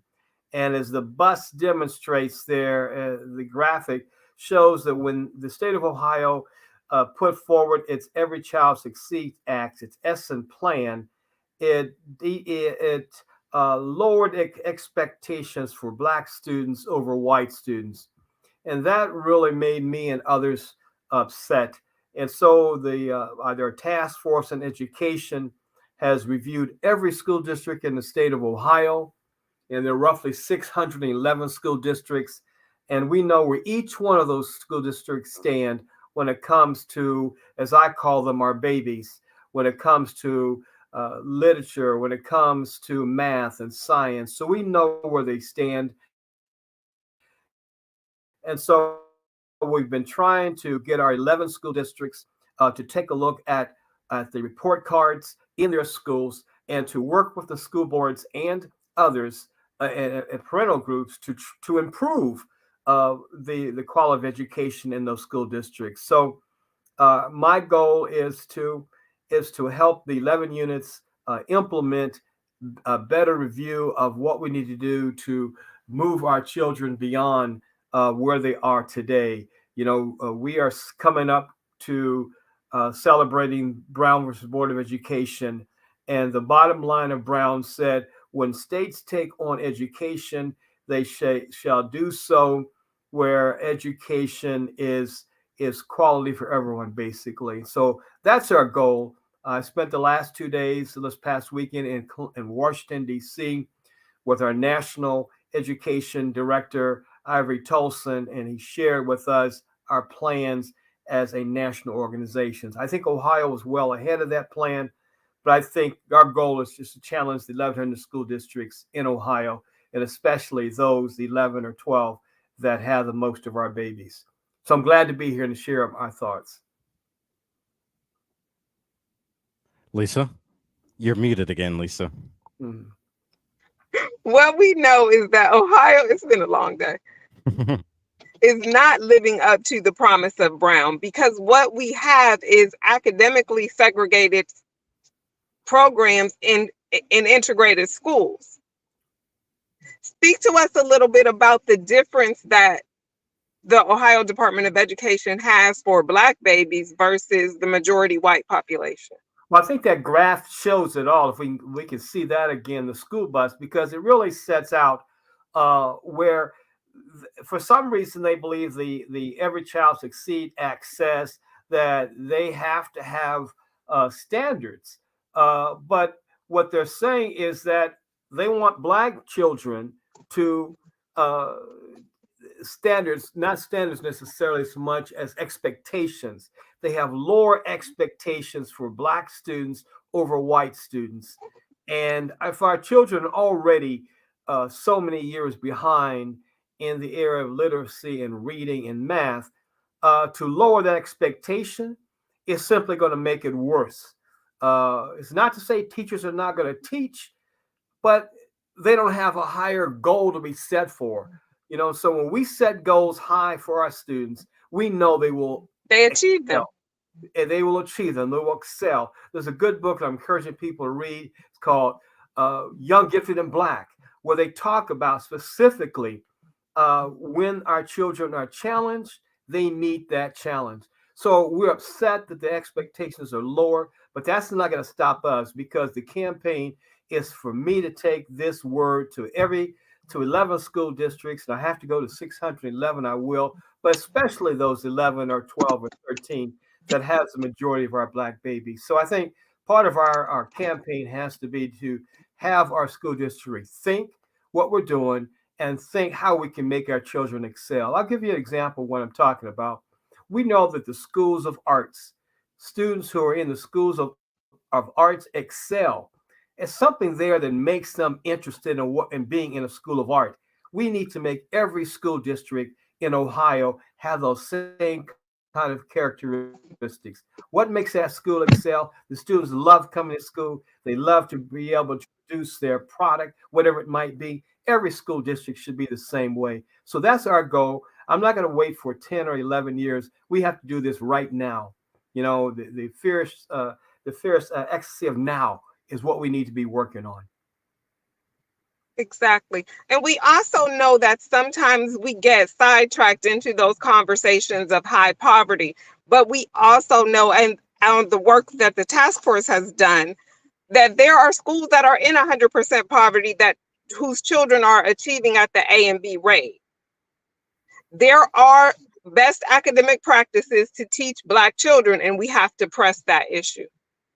And I think to go to that point is that if you go to the Ohio Conference NAACP website, all this information is there, but we highlight those 6 or 7 school districts that we think are the best in the state. We specifically did that so school boards and school superintendents wouldn't say, well, that's what's going on in Connecticut, that's what's going on in New York. These are happening in Ohio. So there are school districts like Steubenville and Akron Early Learning that are doing exactly what we're asking every school district to do. And so there are models and examples here in Ohio that we want people to go to our website, see, listen, and hear, and help us be advocates at the local level. So I'm glad, so much. Mr. President, that you brought up that local level and being advocates at it. You were in the green room while the conversation was going on just a few moments ago with the two newest board members to the Columbus City School Board. When it comes to the conversation we're having tonight with you and the work that the state conference of the of our NAACP that we're doing when it comes to education, and I mean these numbers aren't numbers you want to be looking at. If that's mildly putting it, what advice would you give to these two political newcomers who were for the first time ever coming onto one of the largest boards of education in the country? They actually have the opportunity to do what I'll call some good because they've never been in politics before. So they, for lack of a better term, they aren't politically corrupt yet. They're still green in a lot of ways. Well, having spent, close to 30 years in politics, I don't think politics is a bad word. It is those individuals who are in the elected office, such as some of our members in the Ohio General Assembly and in Congress, who make politics a bad word, a bad term. So we all are engaged in politics in one form or another. It could be in education, it could be in the state house, it could be in the church. But to your point, I would say to them to go to our website. I would say, look at what we're telling school districts to do. I would say, look at your local school report card and seeing how our children are doing. I would say, visit those schools, talk to those parents, because that's where I think, for example, Steubenville, who we look as one of the best, the superintendent said he put all of his administrators in a bus. They drove the school district, they talked to parents, and they got insight. And so it's really becoming familiar with those kids, familiar with those parents, and then holding everybody to a higher standard, even themselves being more accountable for what they do. Look at what your report card says, then work on how we can improve it. And we'll be glad to sit down with them and help them see that.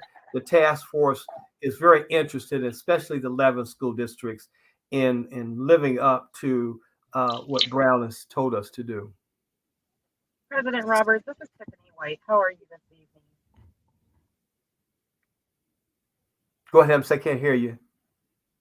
This is Tiffany White. How are you this evening? Good, and finding you. Yes.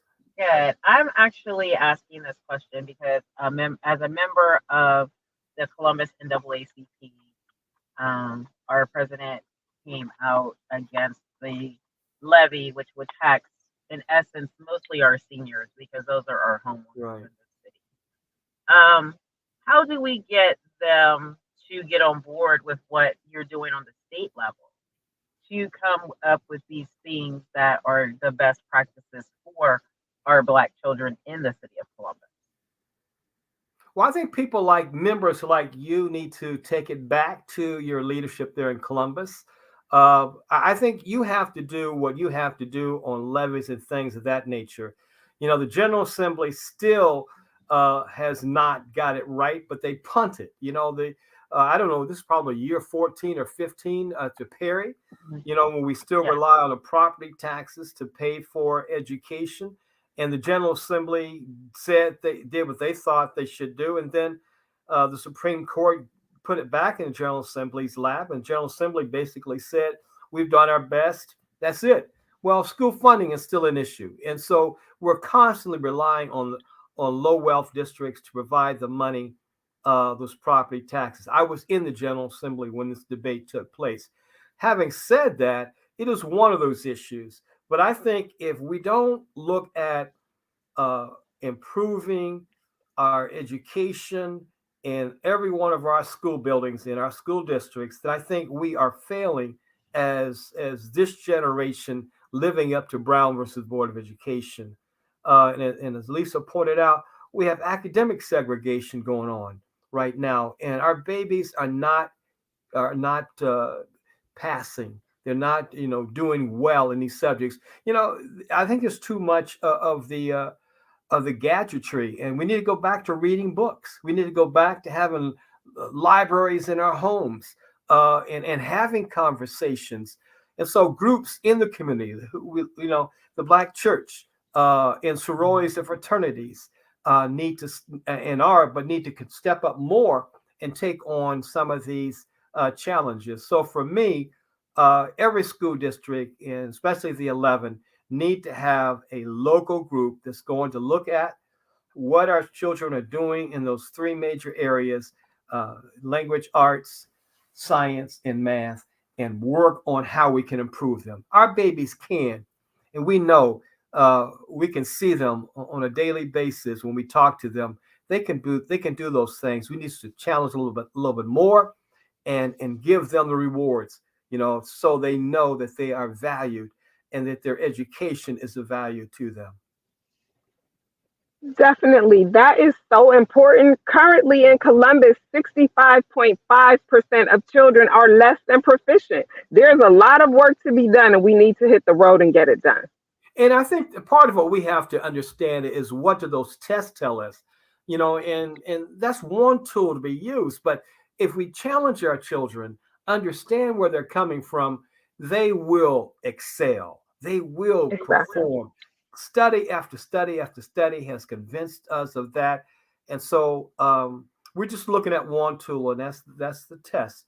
But I think if we look at other ways of assessing what they're doing, we will see those children will improve. And let's not let the pandemic also sidetracked us. Yes, those were years when we were not in classrooms, and some people are students are still struggling from that.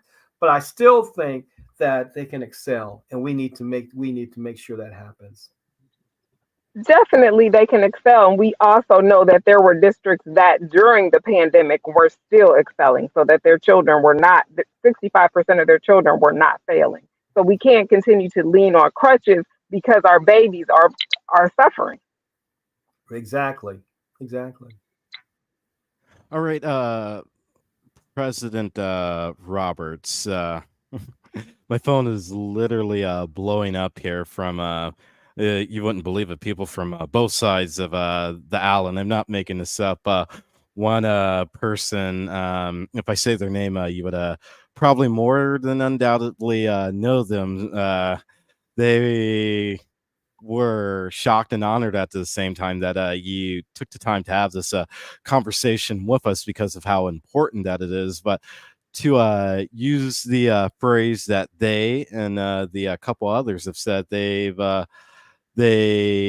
said they're thankful for all the work that you've done in this field around this topic in particular. And they said you're just a legend, is the phrase they're using.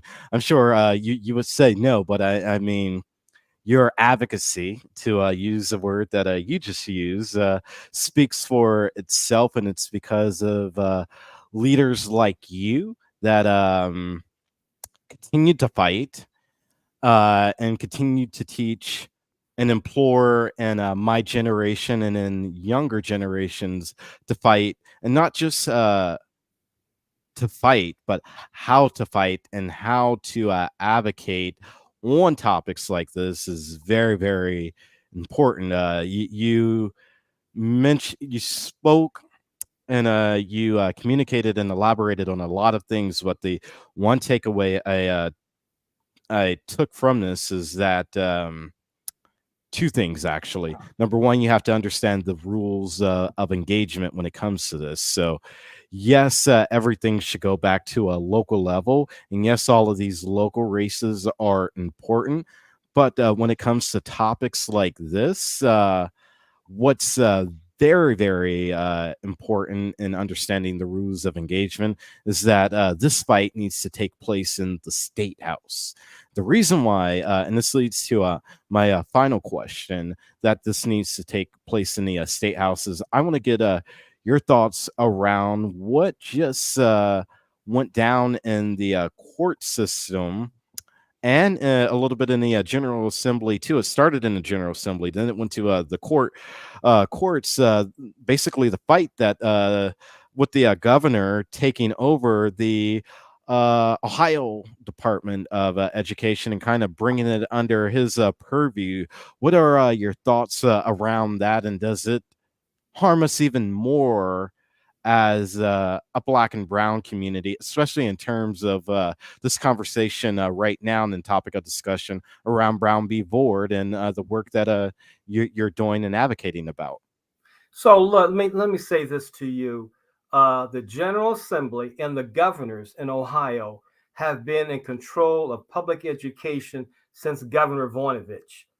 And so I can't blame all this on the state school board. The state school board has had their own issues. But going back to Governor Voinovich, they've had their hands on public education, going back that far. The current president and former Speaker of the House, you know, for some school board members to not want to be reappointed because they were doing the kinds of things that we were asking them to do on the state school board. I have no confidence in the Ohio General Assembly or the governor or his appointed person to be the cabinet member of education to do the things that we're asking to be done in our report, because they have failed to come around when it comes to fully funding education, going back to Perry. You know, so for them, for the General Assembly, for the question, for me to think the General Assembly is going to do something different than they've been doing for the last couple of years, I don't believe they are. I think they believe they've done their job, and it's all about what they want to do in their own legacy. I think that was the word you used, legacy. But I don't trust them. So that's why it has to be a local issue. That's why it has to be, as I say in several of my presentations, Paw and Mama taking on education from a microscopic perspective at the local school districts and advocating with our school boards for improvement. We need to think outside the box. You know, charter schools were a way for us to supposedly find best practices. We never got the report back saying these are the best practices. That's why we have to, as Black parents, need to take on public education at the local level, work with our school boards, work with our local communities leaders to improve the quality of education at our school level. We can do it.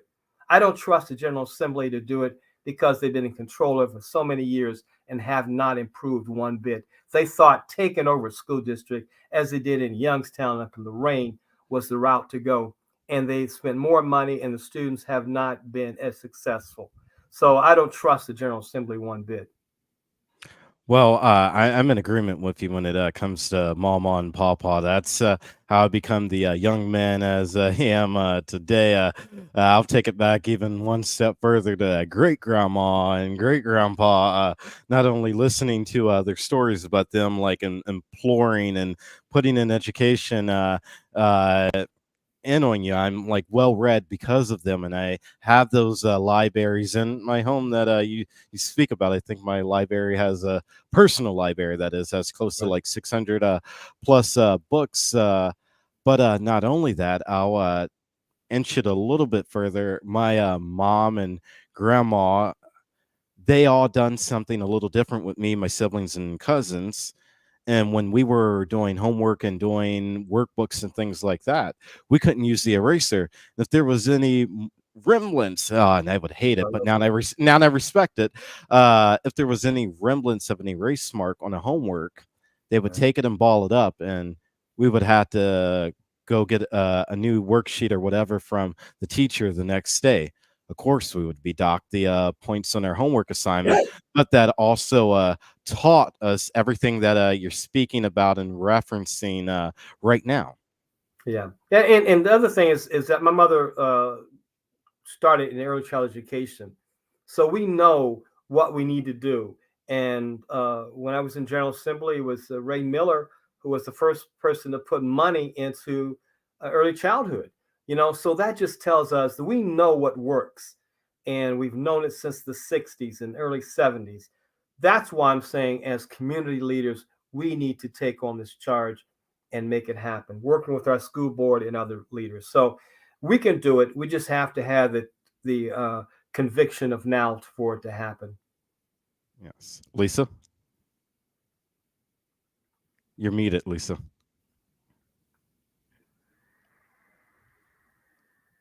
Lisa, can you hit the unmute button, please? It's been a long night.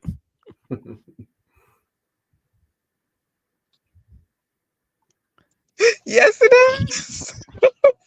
Thank you so much, President Roberts, for being on tonight and speaking with us, and for honoring your commitment to my father and having education be your legacy. Well, thank you very much. Thank you for continue to push me and the task force, and I look forward to further conversations with you in this broadcast on this topic. Most definitely. I don't know what all the questions were, so maybe you can share them with Lisa. She can share them with me, so I can understand where they're coming from. But I appreciate it. And it's been a long night. It's time to see. Yes, thank you.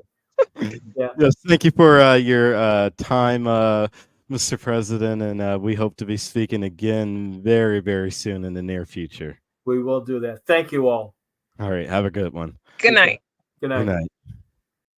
All right, Lisa, we have one more interview.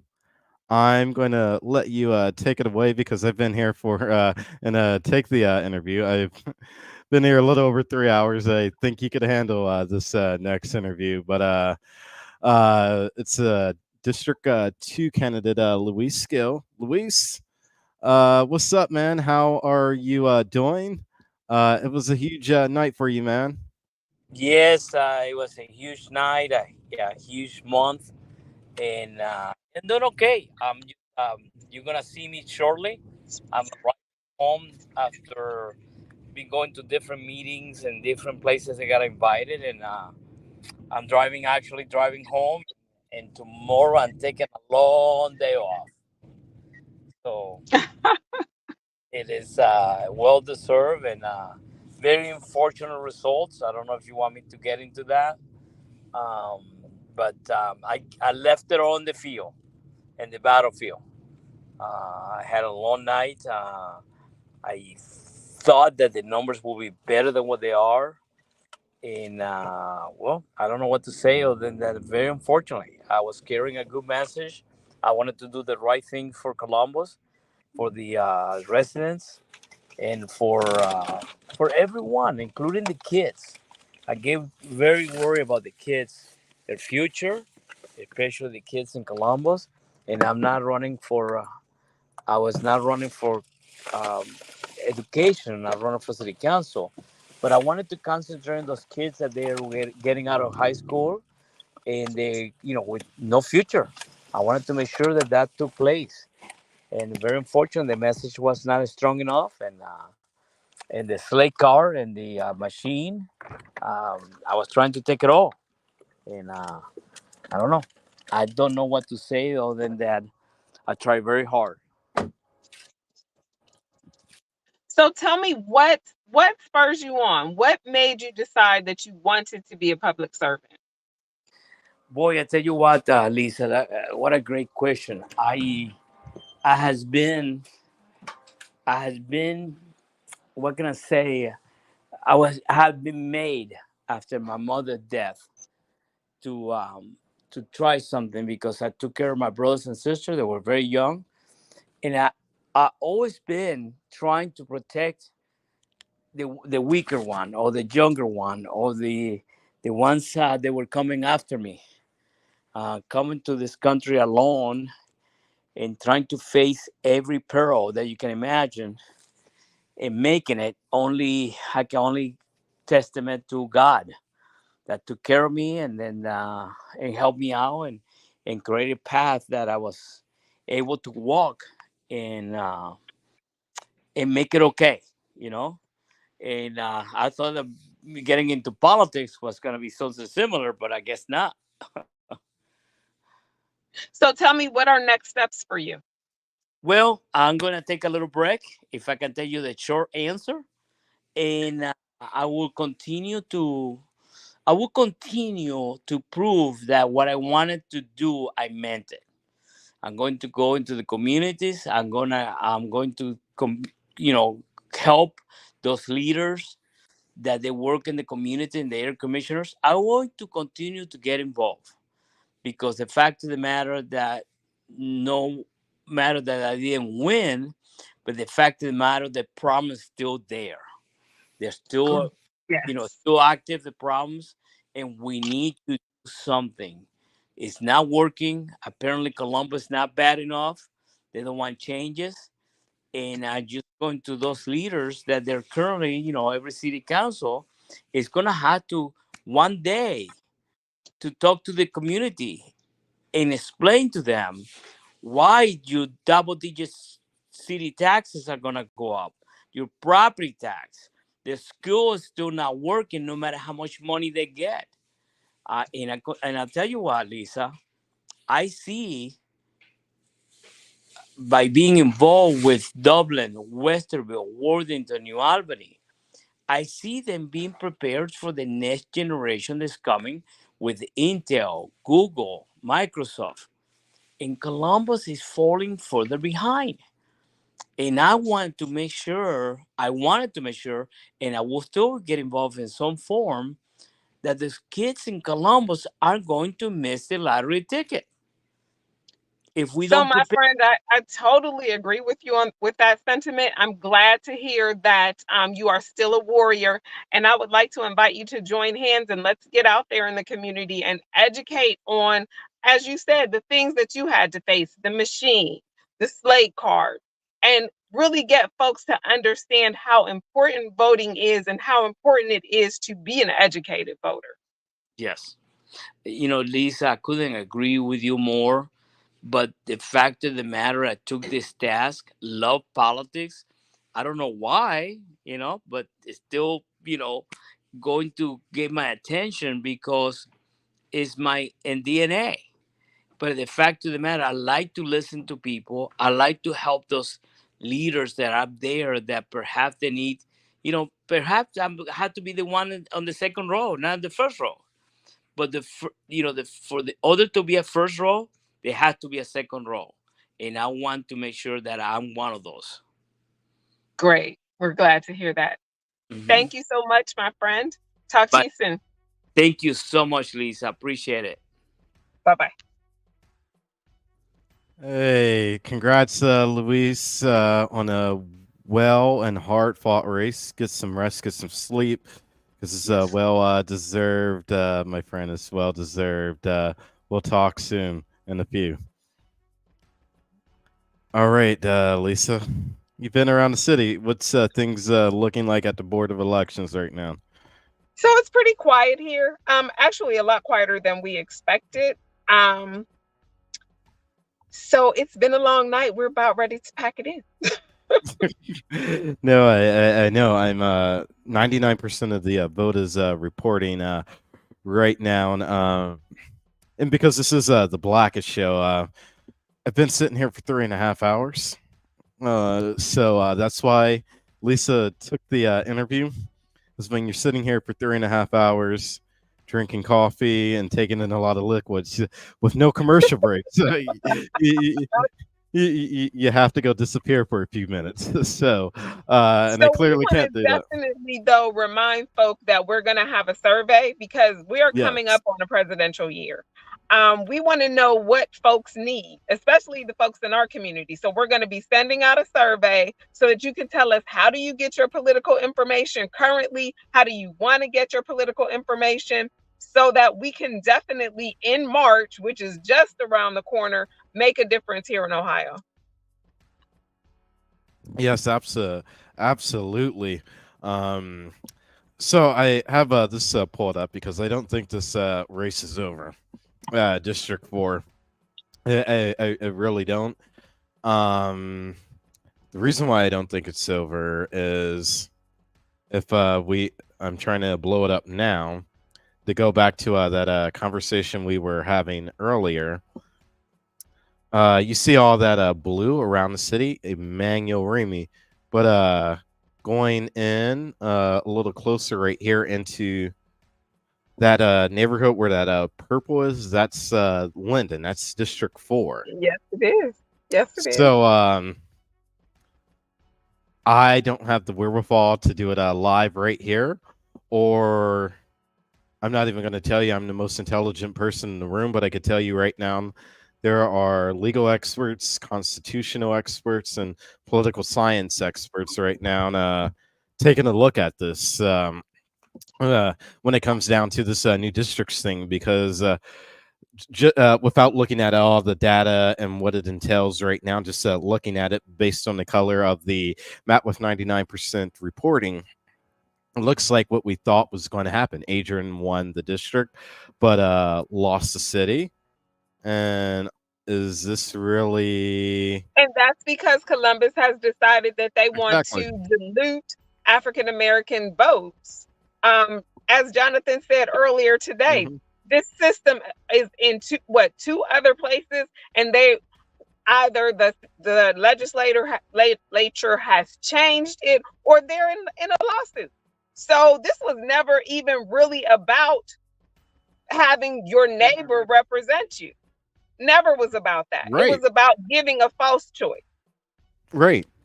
It was about power and how they could and the maintenance retain. Yeah, exactly. How they could retain power in a democratic political machine. One of the oldest still around. It's still up and running. The Chicago one is around, but it was dismantled from what it was when Richard Daley ran it. And now Columbus is one of the only ones, or not Columbus, but Franklin County is still one of the ones around, because the Ohio Democratic political machine isn't as strong as the Franklin County one. So time will tell. We're going to get out of here. I'm not even going to lie to you. We had a great coverage, Tiffany and Lisa. Nobody could touch us. We went around the city literally with you all, but with all the people we had on and the conversations, nobody could touch what we do every year on Black Columbus Votes Matter. But not only that, I think it's time for a drink after because some of these races, I'm like, wow, I just didn't expect what I saw happening. There were some upsets. There were some like, oh, now that's like interesting. I agree. The school levy being one of them, and I'm saying that very loudly. Oh yeah, I mean, I have to say I was surprised as well. Definitely. We have folk come out against it because for economic reasons, but that the organization I'm speaking of, I feel like should have come out against it in support of our babies. 65.5% of the children in Columbus City schools are less than proficient. That should have been the argument. The money has not been well spent. Right. Absolutely. But as always, they pivot to money, but not the right points when it comes to the money. But hey, maybe some change and some upsets will happen with that political organization. Let me get off of here. I haven't had any libations. I told y'all this is the blackest political coverage y'all see. Never know what's going to happen. But congratulations, on a more serious note, to all of the people who won their races. We're going to be trying to sit down with everybody who threw their hat in the ring. Campaigning is not an easy thing. Politics is not for, the faint of heart. So everybody who had their name on the ballot, congratulations to you for being a part of what makes America, an open democratic system. Right. Absolutely. Well, I'll see you all tomorrow. It's much in the late afternoon. Right. Got to go enjoy some libations first, because it's well deserved, and give the team a drink, and then, as I said, we start preparing for March tomorrow. Yes, exactly. So it doesn't stop. Well, thank you all for watching Black Columbus Votes Matter 2023 right here on Unboss Columbus. We're back with our daily show beginning later this week, probably on Thursday, and with nightly news, and we'll go from there because not only is there a contentious local political race on the county level, but it's a federal election, a presidential election. So it's going to be up to us to take you to those different counties and states that you otherwise wouldn't be able to go to, but to have those conversations with not only candidates, but the different people from a Black perspective. And that's why we are always constantly on not just you to join the Unboss fan club, but on advertisers and pushing at advertisers and things like that. We've been having conversations